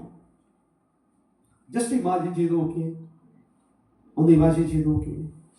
മറ്റുള്ളവരെ കുറിച്ച് നമ്മൾ തിങ്ക് ചെയ്യുക, മറ്റുള്ളവരെ കുറിച്ച് പറഞ്ഞത്, മറ്റുള്ളവരെ കുറിച്ച് പ്രവർത്തിച്ചത്, ദൈവത്തിന് ഇഷ്ടമില്ലാത്തത് പ്രവർത്തിച്ചതുമായിട്ടൊക്കെ ഉള്ളത് ഒന്ന് പുറത്തു വരുവാനിടയാകുമ്പോൾ, ഒരു കുടം ജലത്തിന് മുമ്പ് ഒരു സ്ക്രീനിലൂടെ കാണിക്കുന്നത് പോലെ നമ്മുടെ അകത്ത് ഓടിക്കൊണ്ടിരുന്ന ഓരോ കാര്യങ്ങൾ എങ്ങനെ കാണിച്ചു കൊണ്ടിരിക്കുന്ന ഒരു അനുഭവം നമ്മൾ ചിന്തിച്ചു നോക്കി. നമ്മുടെ റൂമിനകത്തിരുന്ന കാര്യങ്ങളായിരിക്കും ചെയ്ത്, ആരും ഇല്ലാത്ത സമയങ്ങളായിരിക്കാം ചെയ്ത കാര്യങ്ങളൊക്കെ പബ്ലിക്കിലേക്ക് കൊണ്ടുവരുവാനിടയാകുമ്പോൾ, കർത്താവ് കഴിഞ്ഞ് പറഞ്ഞതുപോലെ അവൻ നിന്നോട് കൂടെ കർത്താവ് ഉണ്ടെങ്കിൽ നീ അത് ചെയ്തു എന്ന് പറയുവാനിടയാകുമ്പോൾ, ദൈവത്തിൻ്റെ സാന്നിധ്യം ഉണ്ടെങ്കിൽ നീ അത് ചെയ്തു, കുഴപ്പമില്ല. കർത്താവ് ദിവസം ദൈവം വീണ്ടും നമ്മളെ ഓർപ്പിക്കുമ്പോൾ, കർത്താവ് അങ്ങനോട് കൂടെ ഉള്ളപ്പോൾ മാത്രം എനിക്ക് ആ എല്ലാ കാര്യങ്ങളും ചെയ്യുവാൻ, കർത്താവ് കുഴപ്പമില്ല എന്ന് പറയുന്ന കാര്യങ്ങൾ മാത്രം എനിക്ക് ചെയ്താൽ മതി. ഇല്ലാത്ത ഒരു അമ്മയെ വരുവാനിടയാകുമ്പോൾ അതെല്ലാം ഓരോന്ന് കാണിക്കുവാൻ നമ്മുടെ പ്രവൃത്തികളില്ല നമ്മളൊക്കെ ഹൈഡ് ചെയ്ത് നിർത്തുവാൻ ദൈവതയ അവൻ ചെയ്ത എല്ലാ പ്രവൃത്തികളും നിർത്തുവാൻ കഥ ന്യായവിധികൾ ഓരോരുത്തരുടെ പ്രവൃത്തിക്ക് തക്കാനുള്ള ഓരോ പ്രവൃത്തികളും ഓരോ കാര്യങ്ങളും അതിനകത്ത് എന്ത് ചെയ്യുക കുറച്ച് കുഴപ്പമില്ല അങ്ങ് എക്സ്ക്യൂസ് ചെയ്ത് വിട്ടുകളയുമോ തമ്മ വിട്ടുകളയത്തില്ല ഓരോ പ്രവൃത്തിക്ക് തുല്യമായിട്ട് ദൈവം അവൻ കണക്കൊടുക്കുമ്പോൾ ദിവസം നമ്മൾ എത്ര ഭയത്തോടെ ദിവസങ്ങളിൽ ഞാൻ അവൻ ആരാധിച്ചുകൊള്ളാം, അല്ലെങ്കിൽ ഞാൻ ദൈവത്തിന് വേണ്ടി നിന്നുകൊള്ളാം, ഞാൻ ദൈവത്തിന് പ്രവർത്തിച്ചുകൊള്ളാം, ഞാൻ കർത്താവിന് വേണ്ടി നിന്നുകൊള്ളാം തീരുമാനമെടുക്കുന്നു. ദൈവത്തിൻ്റെ സ്ഥലം നേർന്നത് ദിവസം നിവർത്തിക്കുവാൻ കഴിയാതിരിക്കുന്ന അനുഭവങ്ങൾ എത്ര തീരുമാനങ്ങൾ നാം മറന്നു പോയ ആ തീരുമാനങ്ങൾ എത്ര അധികമാണ്. ദൈവ നന്മകൾ കരങ്ങളിലേക്ക് ലഭിക്കുവാൻ വേണ്ടി കർത്താവിൻ്റെ സ്ഥലത്തേക്ക് ഇതൊരു രാത്രിക്കാരൻ കേട്ടതുപോലെ 9 പേര് വിട്ടുപോയിട്ട് മടങ്ങി വന്നത് ഒരു ശബരിയക്കാരനാണ്. ഇതുപോലെ എത്ര അനുഭവങ്ങൾ നമ്മുടെ ജീവിതത്തിലുണ്ട്. എത്രയധികം നമ്മുടെ ജീവിതത്തിലേക്ക് ദൈവം നന്മകൾ നൽകിയിട്ടും ആ നന്മകൾ ലഭിക്കുവാൻ വേണ്ടി കർത്താവിൻ്റെ സന്നിധിയിൽ കർത്താവ് ഞാൻ ഇങ്ങനെ ആയിക്കോളാം, ഇങ്ങനെ ചെയ്തോളാം, ഇങ്ങനെ പ്രവർത്തിച്ചോളാം, കർത്താവ് ഇതിൽ നിന്നൊരിക്കലും മോചനം നൽകണം, എനിക്കിത് വിടുതൽ നൽകണമെന്ന് പറഞ്ഞ് തീരുമാനമെടുത്ത് അവൻ ആ നന്മകൾ കരങ്ങളിലേക്ക് ലഭിച്ചപ്പോൾ ആ 9 പേരെ പോലെ നമ്മൾ യാത്ര ചെയ്ത അനുഭവങ്ങളില്ലേ? ആ ഹന്നയുടെ കരങ്ങളിലേക്ക് ശമൂവേൽ ബാലനെ കൊടുത്തപ്പോൾ അത് അവൻ പിന്നെ ഈ കരഞ്ഞ് പ്രാർത്ഥിച്ച് തീരുമാനം എടുത്ത് അമ്മ ഹന്നയെ കിട്ടി. ഹന്നയുടെ കരങ്ങളിൽ ശമൂവേൽ ബാലനെ കിട്ടിയപ്പോൾ ഇനി എന്തുവരെ എനിക്ക് താമര കിട്ടി, ഇനി എനിക്ക് എൻ്റെ ഇഷ്ടം അനുസരിച്ച് എന്ത് ചെയ്യുക, ഞാൻ അത് വളർത്തിക്കൊള്ളാം. വളരെയധികം അപ്പോൾ നമുക്ക് പല കുടുംബങ്ങളും നമുക്ക് കാണാൻ കഴിയുന്നത് എന്ത് ചെയ്യുക, അപ്പോൾ തലമുറകൾ ലഭിക്കുമ്പോൾ അമ്മ ഇല്ലാത്ത സമയത്ത് എന്ത് ചെയ്യുക, അപ്പോൾ എനിക്ക് ഈ തലമുറ കിട്ടിയ ഞാൻ ഇവനെ അച്ഛനായിക്കോളാം. ഞാൻ ക്ലിയറായി പോയി ഞാൻ പറയാം. എൻ്റെ ഒരു കസിൻ സിസ്റ്ററാണ് നേർന്നത് അച്ഛനാക്കിക്കൊള്ളാമെന്നൊക്കെ പറഞ്ഞത്. പക്ഷേ സാഹചര്യങ്ങൾ പറഞ്ഞപ്പോൾ ഇനി അവരുടെ മക്കളനുസരിച്ച് പോയിക്കോട്ടെ. പക്ഷേ ജീവിതത്തിൽ വലിയ അച്ഛനായിക്കൊള്ളാമെന്നാണ് പറഞ്ഞത്. തീരുമാനങ്ങൾ നയിക്കണം. ഹന്നയുടെ കയ്യിലേക്ക് നന്മകൾ ലഭിച്ചപ്പോൾ അവർക്ക് പുത്രൻ ലഭിച്ചു. ഇനി എൻ്റെ ഇഷ്ടമനുസരിച്ച് ഞാൻ വളർത്തിക്കൊള്ളാമെന്നല്ല ഹന്ന തീരുമാനിച്ചു. കർത്താവിന് വേണ്ടി എന്ത് തീരുമാനമെടുത്തു, എന്ത് ചെയ്യാമെന്ന് പറഞ്ഞു. അടുത്ത ആണ്ടിൽ അവിടെ പോവുകയാണ്. കർത്താവ് കൊടുത്ത നന്മയായിട്ട് പോവുകയാണ്. ഇതുപോലെ ക്രിക്കറ്റ് മൈൻഡുമായിട്ട് എന്താ പറയുക നിൽക്കുന്നവരെ ദൈവം അറിയിക്കണം. കാപട്യമുള്ള ഹൃദയങ്ങൾ വേണ്ട, കപടമുള്ള ഹൃദയങ്ങൾ വേണ്ട. നമ്മളെ ദൈവം നോക്കി കാപട്യമുള്ള ഹൃദയമാണെന്ന് തമ്പുരാൻ പറയുന്നത്, വിളിക്കുന്നത്, കേൾക്കുന്നതൊക്കെ അധികമായിട്ട് ദിവസത്തിലേക്ക് മടങ്ങി വന്നത് കർത്താവേ അപ്പാ ഒരുപാട് നന്മകളും കർത്താവ് ഒരുപാട് അനുഗ്രഹങ്ങളും ലഭിക്കേണ്ടത് വേണ്ടി ഞാൻ എടുത്ത തീരുമാനങ്ങളുണ്ട്. അപ്പം ഞാൻ പറഞ്ഞ കാര്യങ്ങളുണ്ട്, ആരും അറിഞ്ഞിട്ടില്ലായിരിക്കും ഇതുവരെ കർത്താവ്. ഒരു മനുഷ്യരോട് ഞാൻ പറഞ്ഞിട്ടില്ലായിരിക്കും, ഒരു മനുഷ്യരോട് ഞാൻ ഷെയർ ചെയ്തിട്ടില്ലായിരിക്കും. ചില കാര്യങ്ങൾ കർത്താവ് ചില പ്രതികൂലമായ പ്രതികൂലമായ നിൽക്കുന്ന സാഹചര്യത്തിലൂടെ കടന്നു പോയപ്പോൾ കർത്താവെ ദൈവം ഇതെന്ന് എന്നെ ഇന്ന് മോചനം നൽകി, എന്നെ രക്ഷിച്ച് ദൈവം ഒരു കഥ പുറത്ത് കൊണ്ടുവന്നാൽ ദൈവം ഞാൻ ചെയ്തോളാം എന്ന് പറഞ്ഞ അവസ്ഥകളുണ്ട്. കർത്താവേ ഒരു മനുഷ്യൻ ഒരു ശബരിയക്കാരൻ മടങ്ങി വന്നതുപോലെ അവരും 10 വരെ പോലെ പോകാം. അവൻ വിടുതൽ കിട്ടി ലഭിച്ചു.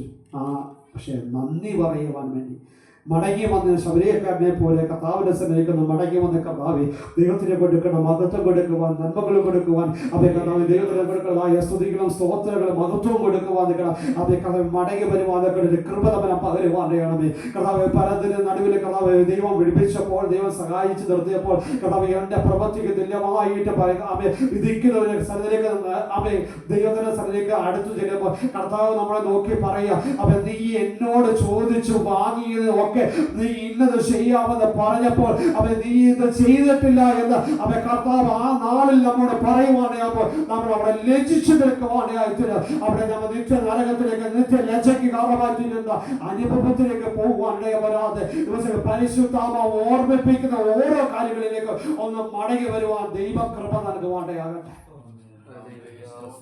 ദൈവകൃപ നൽകുവാനായിട്ട് മടങ്ങി വരുവാൻ ദൈവമേ കർത്താവേ, ദൈവമേ അങ്ങ് ചെയ്ത നന്മകൾക്ക് നിന്നെ കർത്താവേ ഒരു മറുപടി പറയുവാൻ കർത്താവേ, ഒരു ഉപകാരം ദൈവം നമ്മൾ അനുഗ്രഹിക്കുമ്പോൾ ആ താങ്ക്സ് പറയുവാൻ ഞാൻ മറന്നു പോയിട്ടുണ്ട് കർത്താവേ. ദൈവം ഒന്ന് മടങ്ങി വരുവാൻ ഞാൻ എടുത്തു തീരുമാനത്തിൽ നിൽക്കുവാൻ കഴിയാതെ അപ്പോൾ വ്യതിചലിച്ച് ഞാൻ യാത്ര ചെയ്തിട്ടുണ്ട്. ആ ജ്ഞാനകാലത്തെ മോഹങ്ങൾക്കനുസരിച്ച് ഇന്ന് ഞാൻ യാത്ര ചെയ്യുമ്പോൾ കർത്താവേ, ആ മോഹങ്ങൾക്കനുസരിച്ചാണ് ഞാൻ യാത്ര ചെയ്യേണ്ടത്.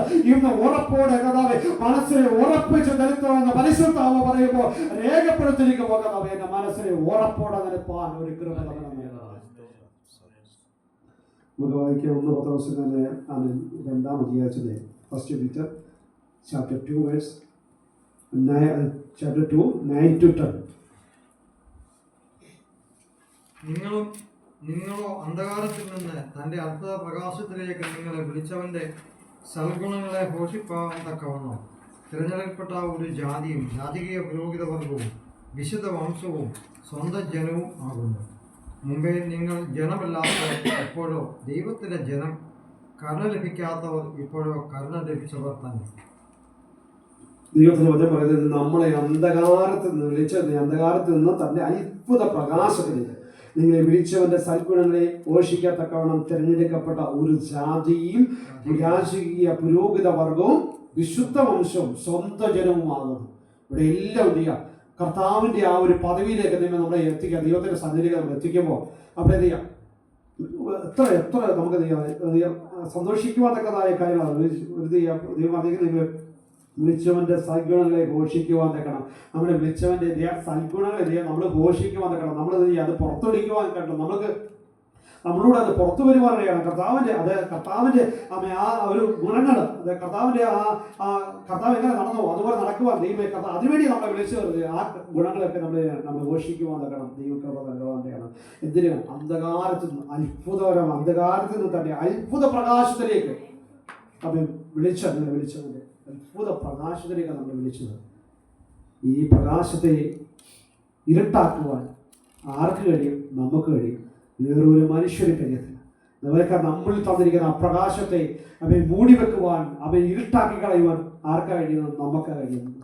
നമ്മൾ തന്നിരിക്കുന്ന ആ പരിശുദ്ധാത്മാവിനെ കെടുത്തി കളയുവാൻ ആർക്ക് കഴിയും? നമുക്ക് കഴിയും. അതുപോലെ പരിശുദ്ധാത്മാവിനെ അവൻ അത്ഭുത പ്രകാശത്തിലേക്ക് നമ്മളെ വിളിച്ചവന്റെ അവൻ കഥാവെ ഘോഷിക്കുവാൻ നിൽക്കണമായ ഒരു കൃപ നമ്മളെ പകരുവാനാണ്. ആ പ്രകാശം നിന്ന് കെട്ടുപോകാതെ നിൽക്കുവാൻ ദൈവം കൃപ നമുക്ക് നൽകുവാൻ. ഒരു ജാതിയും പുരോഹിത വർഷവും തിരഞ്ഞെടുക്കപ്പെട്ട ഒരു ജാതിയും രാജകീയ പുരോഹിത വർഗവും വിശുദ്ധ വംശവും സ്വന്തം ജനവുമാകുന്നു. സ്വന്തമെന്ന് പറയുവാൻ എത്രയധികം സ്നേഹിക്കുക. ജാതികളായിരുന്നു നമ്മളെ ദൈവത്തിന്റെ സ്വന്തം ജനമായിട്ട്, അത് രാജകീയ പുരോഹിത വർഗമായി ഏറ്റവും റോയൽ ഫാമിലിയായിട്ട് നമ്മളെ തീർത്തിരിക്കുക. ഏറ്റവും സന്തോഷിക്കുന്നതായ അനുഭവങ്ങളാണ് നമ്മുടെ ജീവിതമുള്ളത്. അതുകൊണ്ട് മുമ്പ് നമ്മൾ ജനമല്ലാത്തവർ ഇപ്പോഴോ നമ്മൾ ജനമായി തീർന്നിരിക്കുന്നത്, എപ്പോഴോ ദൈവത്തിന്റെ ജനമായിരിക്കുന്നത്, കരുണ ലഭിക്കാത്തവർ ഇപ്പോഴോ കരുണ ലഭിച്ചിരിക്കുന്നത്. അത്രയധികം നമ്മളെ സ്നേഹിച്ച് നമ്മളെ സ്നേഹിച്ച് കരുതി ദൈവം നിർത്തിരിക്കുമ്പോൾ, ദൈവത്തിന് ജനമാക്കി നമ്മളെ നിർത്തിരിക്കുമ്പോൾ കർത്താവ് നമ്മൾ ആഗ്രഹിക്കുന്നത് എന്ത് ചെയ്യുക? കർത്താവിന് വേണ്ടി നിൽക്കണമെന്നും ദൈവത്തിൻ്റെ സ്ഥലം ദൈവം ആഗ്രഹിക്കുന്നത് പോലെയൊക്കെ നടക്കണമെന്നാണ് ദൈവം ആഗ്രഹിക്കുന്നത്. ഇതൊക്കെ വായിച്ച് നിർത്താൻ ആഗ്രഹിക്കുന്നത് 1 യോഹന്നാൻ 1 John chapter 3 verse 1-3. 1 John chapter 3 1-3.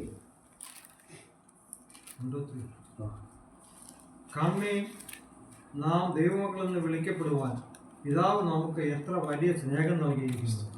അങ്ങനെ തന്നെ നാം ആകുന്നു. ലോകം അവനെ അറിഞ്ഞിട്ടില്ലായതുകൊണ്ട് നമ്മയും അറിയുന്നില്ല. പ്രിയമുള്ളവരെ, നാം ഇപ്പോൾ ദൈവമക്കളാകുന്നു.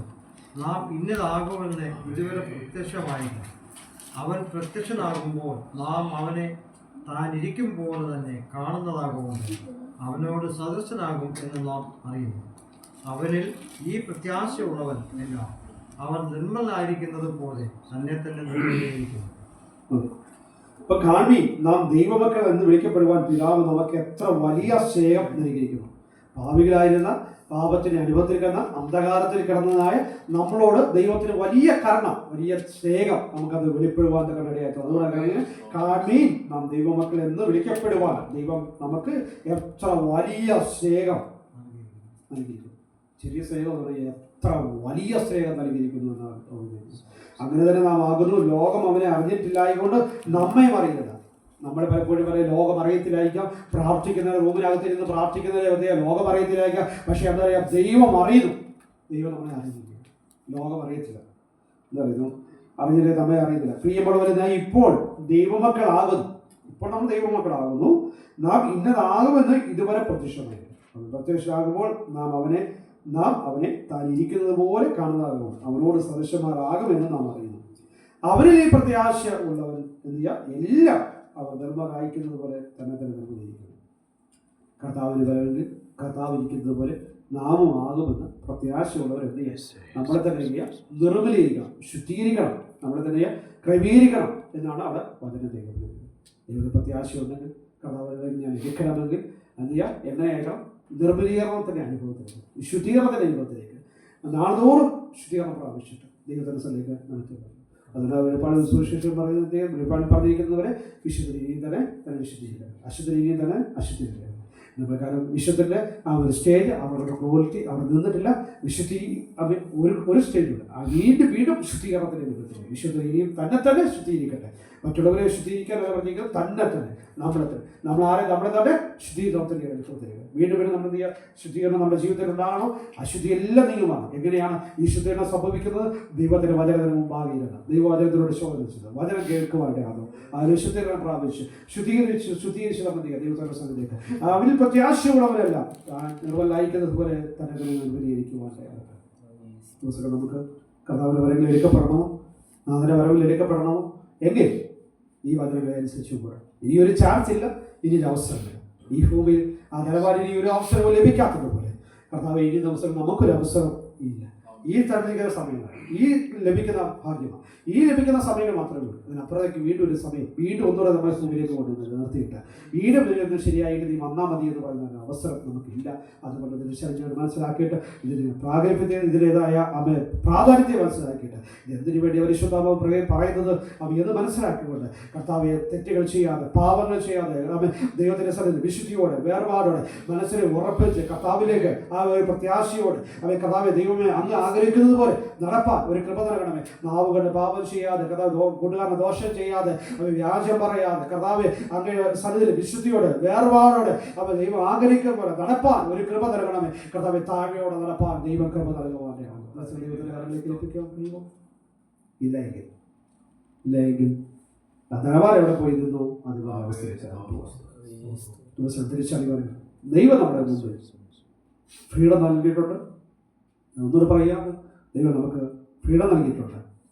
ഡിസിഷൻ അവർ ഹാൻഡിലാണ്. നമുക്ക് തീരുമാനമെടുക്കാം, ഡിസിഷൻസ് എടുക്കാം. വേണമെങ്കിൽ ഒബേ ചെയ്യാം, വേണമെങ്കിൽ കൈക്കൊള്ളാം, വേണമെങ്കിൽ ലിസൺ ചെയ്യാം, വേണമെങ്കിൽ ഏറ്റെടുക്കാം. എല്ലാം പൂർണ്ണ സ്വാതന്ത്ര്യം നമുക്ക് നമ്മൾ നൽകിയിട്ടുണ്ട്. എവിടെ വരെ തന്നിട്ടുണ്ട്? അവസാന ശ്വാസം വരെ പോകുന്നത് വരെ നമ്മൾ നൽകിയിട്ടുണ്ട്.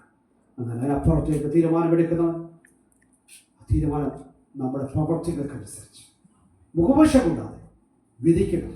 ഒരു കർത്താവ് നമ്മൾക്ക് അത് തീരുമാനമെടുക്കുവാൻ, ഡിസിഷൻ എടുക്കുമ്പോൾ ലജിക്കാതെ എടുക്കണമെങ്കിൽ ഞാൻ അവൻ മാനത്തിന് കാരണമായി തരണമെങ്കിൽ, ദൈവത്തിന് അവൻ പ്രത്യാശയിൽ ജീവിക്കണമെങ്കിൽ, ആ പ്രത്യാശ ദൈവം പറഞ്ഞിരിക്കുന്ന ആ ജീവഗീരം എനിക്ക് പ്രാപിക്കണമെങ്കിൽ ഇവിടെ ഓട്ടം എങ്ങനെയായിരിക്കണം? ഭയത്തോടെ, വിറയലോടെ. ഈ പ്രവാസം എങ്ങനെയായിരിക്കണം? കർത്താവിനെ ഹിതമനുസരിച്ച്, വിശുദ്ധിയോടെ, വേർപാടോടെ, അജ്ഞാനകാലത്തെ മോഹങ്ങൾക്കനുസരിച്ചല്ല, ദൈവം പറഞ്ഞിരിക്കുന്ന ആ വ്യവസ്ഥകൾക്കനുസരിച്ച്, ദൈവം പറഞ്ഞിരിക്കുന്ന കാര്യങ്ങൾക്കനുസരിച്ച്, ദൈവവചനത്തിനനുസരിച്ച് ഞാൻ ജീവിച്ചാൽ ആ നിത്യരാജ്യത്തിലേക്ക് എത്തുവാനായിട്ട് ദൈവം അതിനുവേണ്ടി ഒരുക്കുവാനാണമേ. കേൾപ്പിച്ച ഓരോ വചനങ്ങളും കർത്താവെ കൃപ നൽകണം. ദൈവം അതിനുവേണ്ടി സഹായിക്കണമെന്ന് അവൻ ദൈവങ്ങളെ ഏൽപ്പിച്ചു കൊടുത്തുണ്ട്. കർത്താവെ അങ്ങയുടെ കൃപ വേണം, അങ്ങയുടെ സാന്നിധ്യം വേണം, നടക്കണത് അങ്ങയുടെ കൃപ അനുസരിച്ച് പറ്റും. പരിശുദ്ധാത്മാവിനെ അധികമായിട്ട് നൽകണം. അനേകം വചനങ്ങൾ കേട്ടു, കർത്താവ് കേട്ടിട്ട് അത് നമ്മളെ തന്നെ ശരിക്കുവാൻ്റെ ആകാതെ കർത്താവിനെ അനുസരിച്ച് നിൽക്കുവാൻ ദൈവയാകട്ടെ. ദൈവം ധാരാളം അനുഗ്രഹിക്കട്ടെ. കർത്താവിന്റെ സന്നിധിയിലേക്ക് എഴുന്നേറ്റ് അവൻ നമുക്കൊരു പാട്ട് പാടി